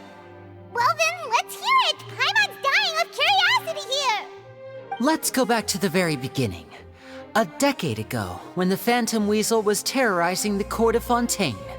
She never missed a target, never left a trace, and no treasure was safe from her thieving hands. But as her infamy grew, so did the readiness of the police, and her opportunities to act became ever fewer. Every day, she ran the risk of being exposed for who she was. Of course, she could not simply take this lying down, and before long, she found her ticket to freedom. She would create a scapegoat, a false weasel to close the chapter on her behalf. After weighing her options, she set her sights on a renowned magician, Caesar. After all, magic and theft shared enough similarities for people to buy the story when the truth came out. So then what? Being the master deceiver she was, the weasel easily earned Caesar's trust. Now all that remained was to frame him for her countless crimes. But as she was considering how to make her move, she noticed Caesar's aggrieved pupil, and a new thought entered her mind. Maybe I don't need to get my hands dirty after all. At her encouragement, Lorenzo tampered with Caesar's magic box, causing him to fall to his death. Afterwards, Lorenzo seized his master's property, and the weasel set about tarnishing Caesar's reputation. Two co-conspirators committed the perfect crime.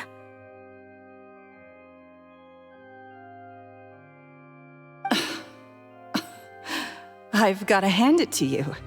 You're both exceptional storytellers. It's enough to make even me wonder whether there was really another mastermind behind all this, pulling the strings. But I just have one question.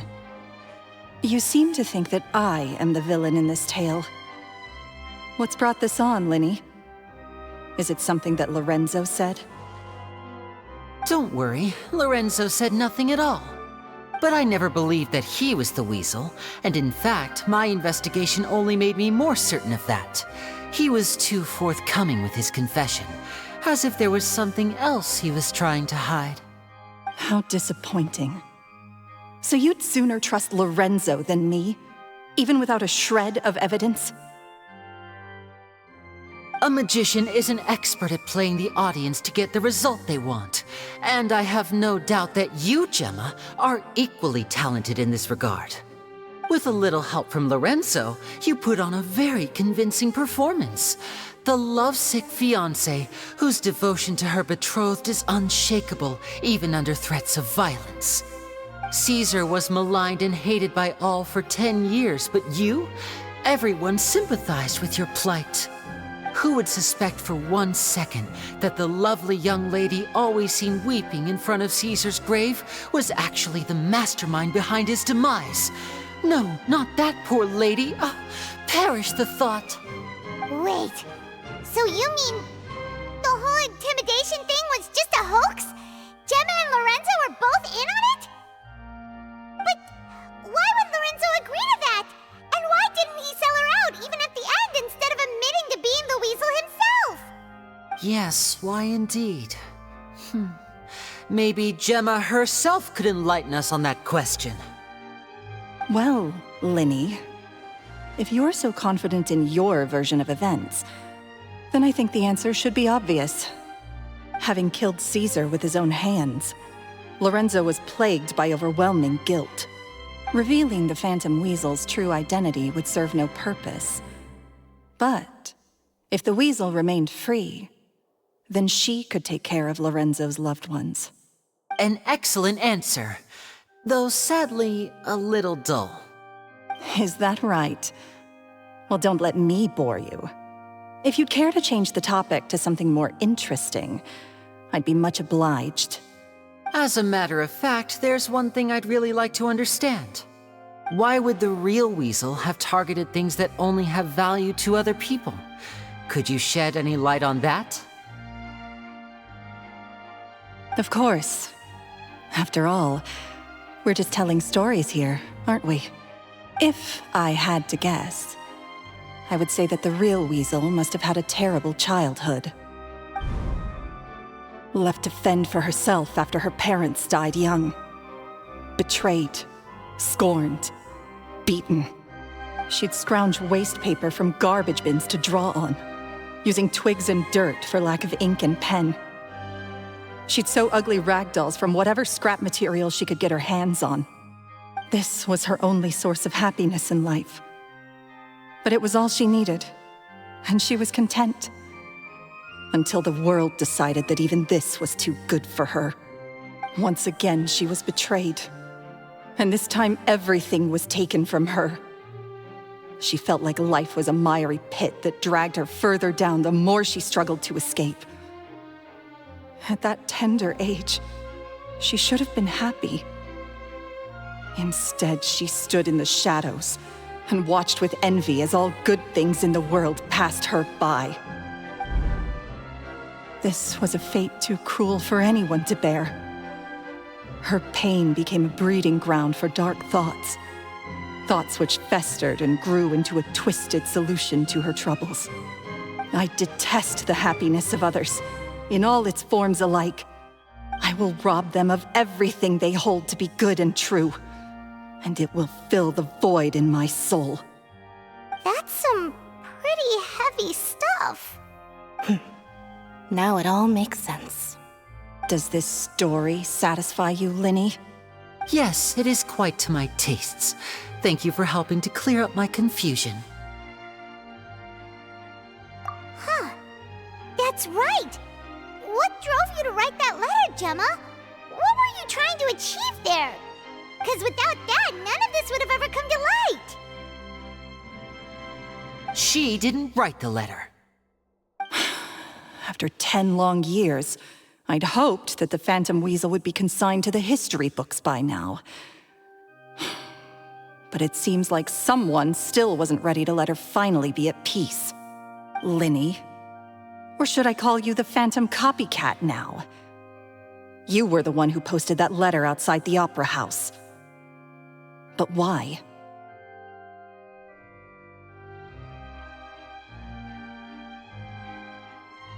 Very sharp, Phantom Weasel. Still as shrewd as ever. Well, no need for me to be coy about it. Our goal was to clear Caesar's name. The most straightforward way to change the public's impression of Caesar was to force the Weasel to show themselves. That's it? You had no other agenda? Of course we did. We made it quite clear in the letter, I believe. I shall take from you that which you hold most dear, just as you did to me 10 years ago. 10 years ago? You mean Caesar's death? You met him? Wait. Oh, I get it. You were those two obnoxious kids. It's been so long, and you're all grown up now. I didn't recognize you. He taught you magic back then, didn't he? For what, 10 days or something? And you went to all this trouble. Why? Because you feel like you still owe him something?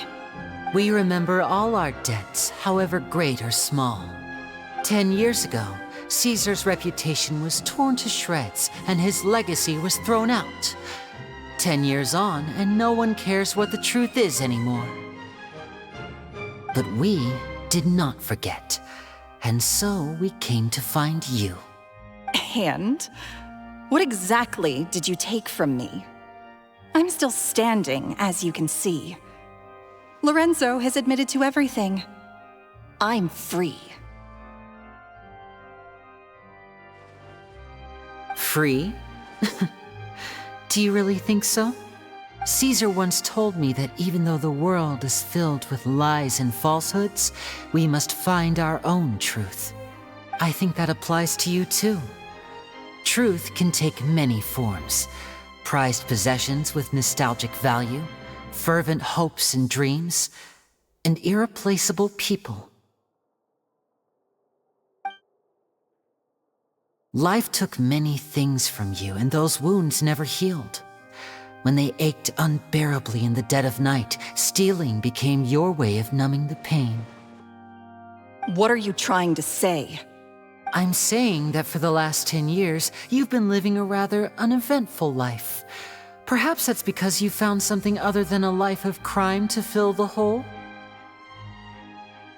Back to Lorenzo for a second. He murdered his own master, played along with your act, and took pains to make sure any suspicion would be directed towards him. But what did he have to gain from all that? He knew who you were and the things you'd done, and despite that, he was willing to give everything up for your sake. He's the reason that you haven't felt the compulsion to steal in all these years. You're more than just accomplices in murder. You're the only real friends each other has. So I think you know, deep down, that he is the only truth you have in your life. But that truth is gone now, and I guarantee you, you'll never see it again. Congratulations on your freedom, Gemma. Your freedom will cost you dearly. From now on, you'll be all alone in a world full of lies and falsehoods. I do hope you'll be able to bear it. You've still got a long life ahead of you after all. Gather round, one and all. The time has now come for the amazing Lyney to perform his final act in tonight's show. I'm sure you're all wondering what he has planned for the grand finale. Well, wonder no more, for the answer is a death-defying high-altitude escape. A high-altitude escape?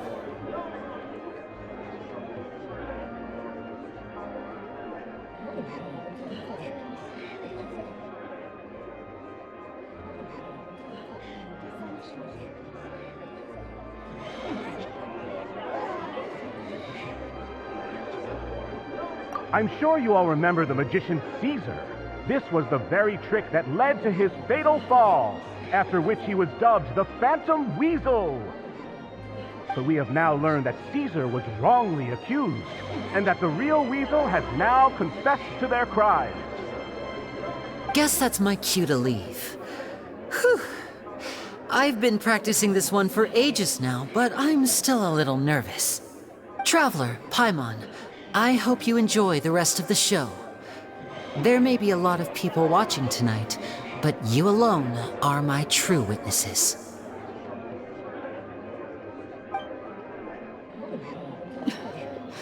Lyney, wait. You two hid a lot from Caesar. He went to his grave without ever knowing your secrets. So what about now? Are you an open book? Or are you still the same as ever? You don't have to tell lies to end up isolated and alone. One day, you'll end up exactly where I am today. Maybe then you'll finally understand. You're wrong. I'm nothing like you.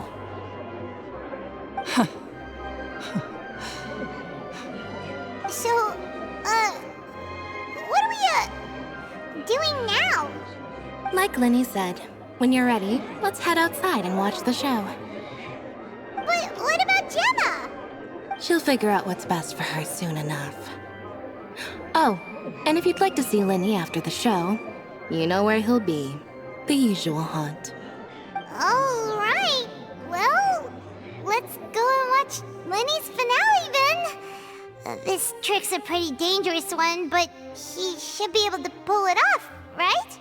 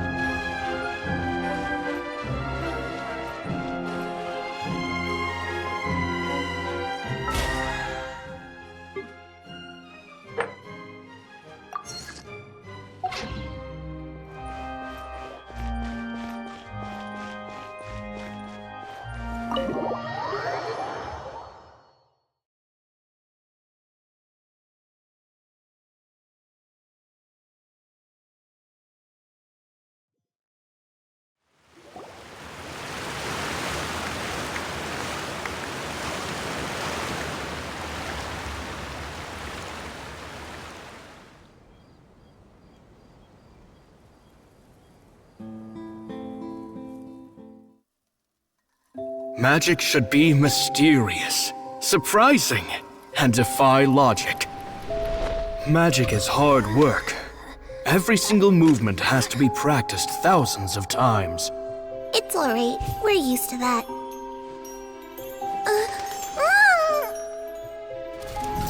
We're sorry.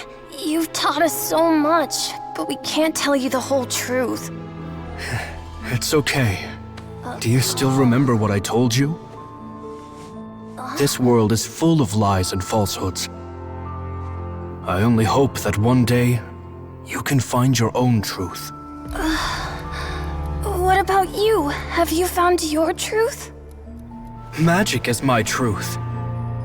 I want to perform a magic trick so great that people will always think of me when they talk about it. For a magician, what greater honor could there be? Look! Behold! Lyney is sealed inside the box. Will he manage to escape? 10 years ago, Caesar attempted this very trick, and it was at this precise moment that...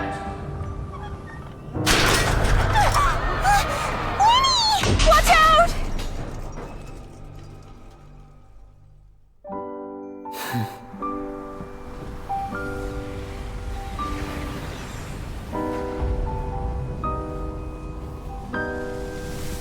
Mysterious. Surprising. And logic-defying. Isn't that right? This honor belongs to you, Caesar.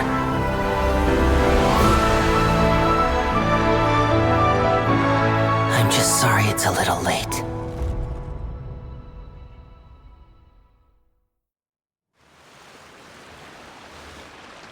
Did you see that? 1 minute he was falling, and the next, he turned into flowers. How could he possibly have done that? How mysterious. I didn't blink once. He just vanished, right in front of my eyes. What a heart-stopping magic show. This was really worth the trip. Caesar's name has finally been cleared, and Fontaine's new star magician Lyney has fulfilled a wish on his behalf. Oh, I couldn't ask for a better grand finale. It will make a great headline for the Steambird tomorrow, even if I do say so myself. Whew. Looks like everyone really loved Lyney's grand finale.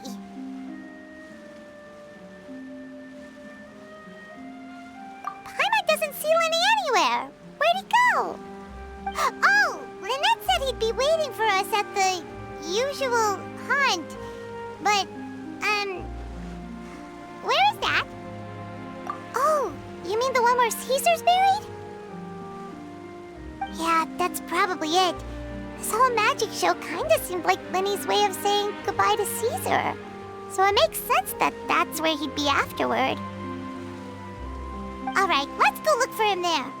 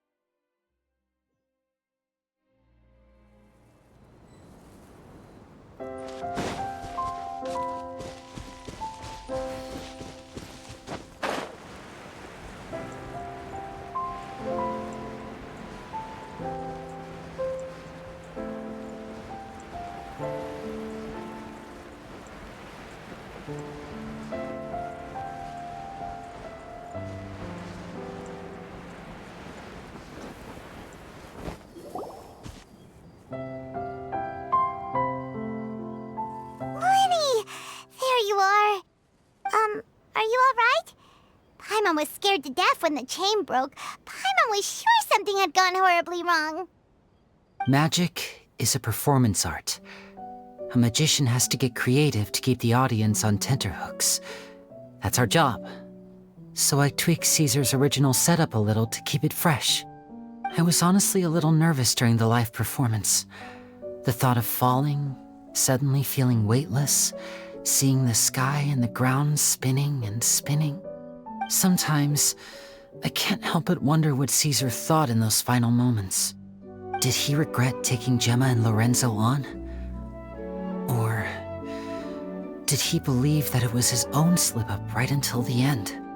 You know, Paimon's been wanting to ask ask you about something ever since we were in Caesar's workshop. You learned magic from Caesar once, didn't you?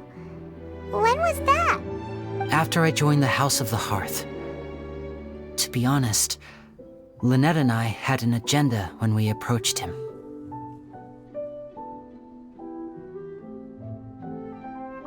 I told you about my past before, remember?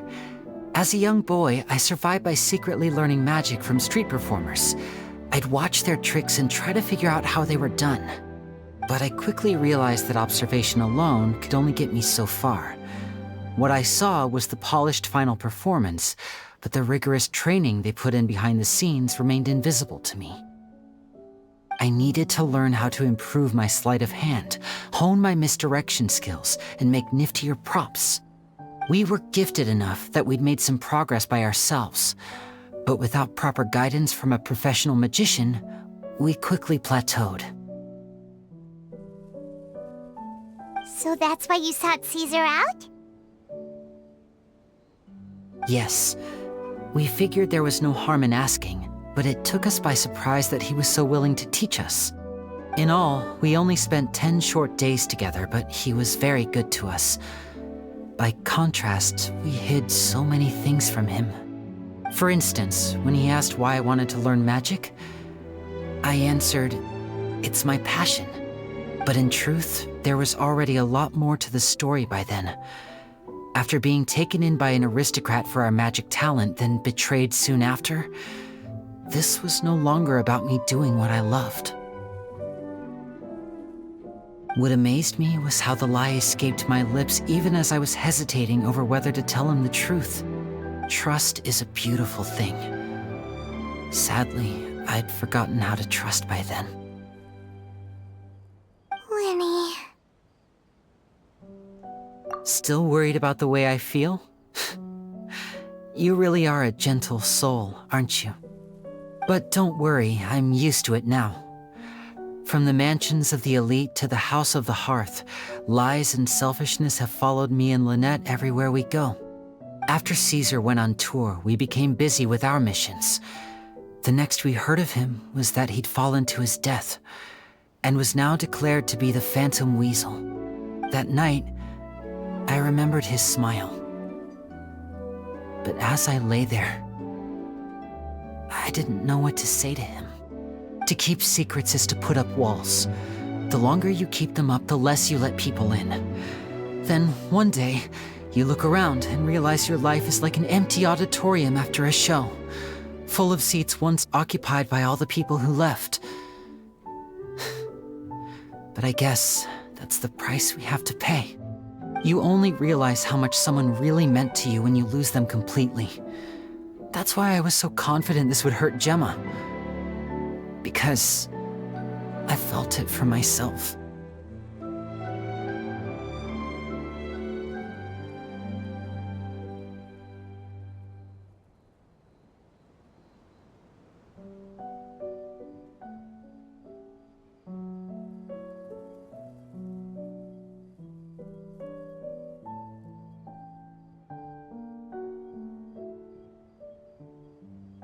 Yeah, cheer up, Lyney. We've had to say our fair share of goodbyes during our journey, too. But whatever happens, Paimon always believes in what tomorrow brings. Delicious food, fun toys, and the Traveler by my side. Paimon just needs to focus on things like this, and all the unhappy stuff goes right out the window. You know, Traveler, doesn't that kind of make you Paimon's truth? Exactly. It's the same for me and Lynette. We are the truest thing each other has in the world, and nothing can replace that. Life has taken plenty from us, like it did from Gemma. But at least it left us with each other. That's what gave us the strength to get through the darkest days. That's why the darkness never consumed me, and why it never will. Maybe we live in the shadows too, but we remember every precious ray of light that shines through. All right, time to lighten this conversation up a little. What did you think of the show tonight? Were you happy with it? It was amazing! Paimon just wishes we hadn't been so distracted with the Gemma situation. We spent most of our time in the Opera House just talking and pretty much missed the entire first half of the show. Lyney, could you do just one more trick for us? Whoa, that's a bit of a tall order, I'm afraid. The show's just finished, so my sleeves are decidedly card-free right now. Aw, come on! Surely you can think of something. The Lyney Paimon knows can do anything if he puts his mind to it. Oh, all right then. I'll give it a go, but only because it's you. Watch closely.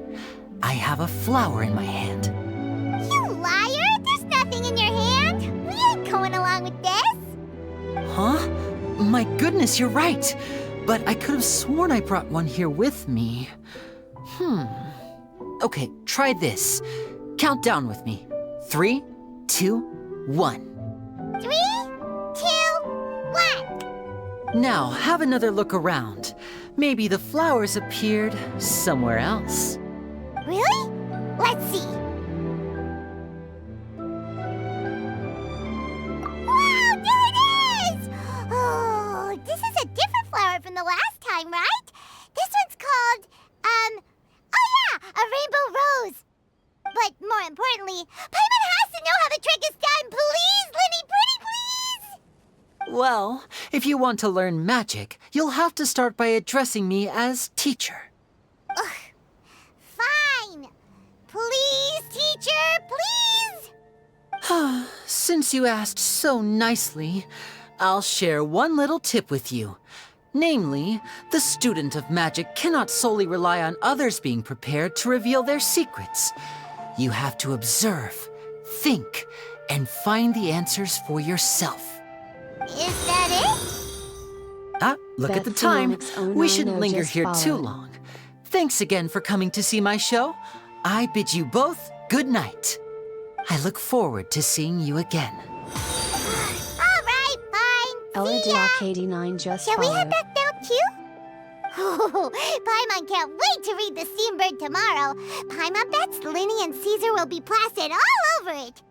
Let's head to the Steambird's offices tomorrow morning and see what we can find out. Annie_Bixel just followed.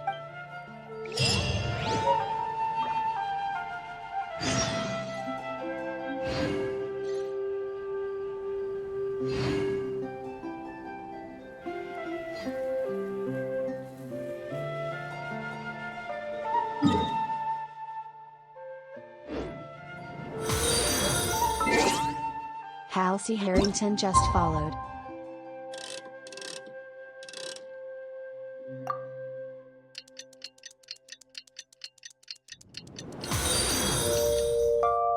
Amber Cole 342 just followed.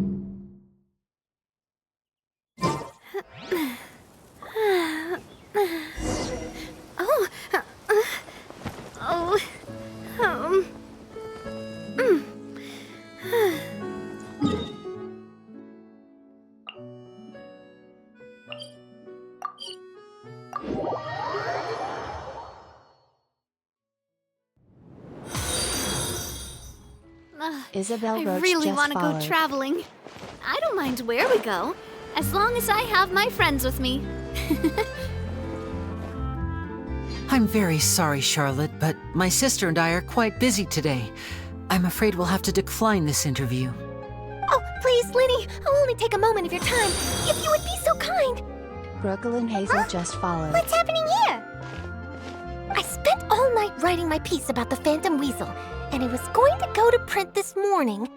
But just as dawn broke, I suddenly received news that Caesar's fiancée, Gemma, had contacted the guards and confessed to having been the real Phantom Weasel all along.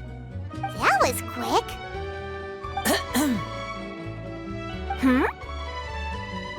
Too late, bro. That was quick, you say? It sounds like I've got some catching up to do. Please, fill me in. Whoops. Aha! My instincts did not lead me astray. You do have something to hide. Gemma turning herself in must have something to do with Lyney's performance last night. Maybe watching my high-altitude escape trick reminded her of a better time with Caesar, and she could no longer ignore the voice of her conscience. Huh. Okay, then. Wait, no, there must be more to it. If that's all it took for her to have a change of heart, how did it take her 10 whole years? Well...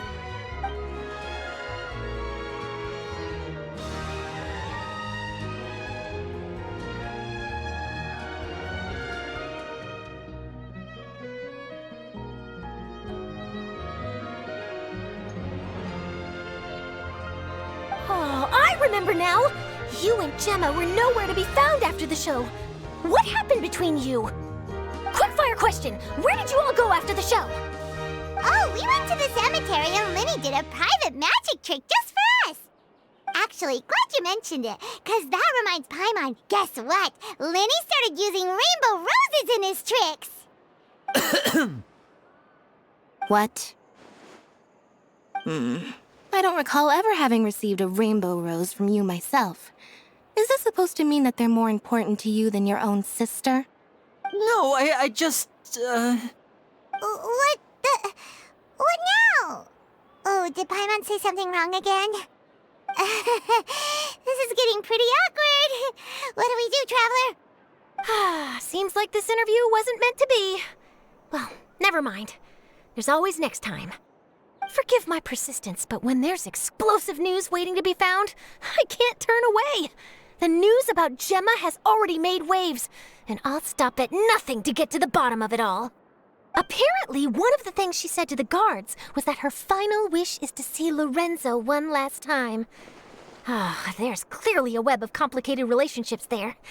Can't blame me for being curious. All right, I guess I'll leave you to continue the rest of your conversation in peace. Bye for now.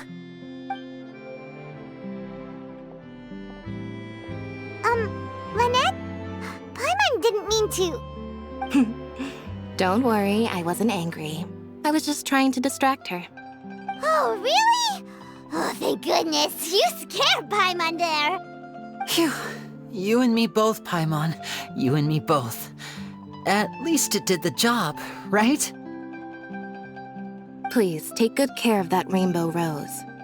I'd be really upset if you lost it.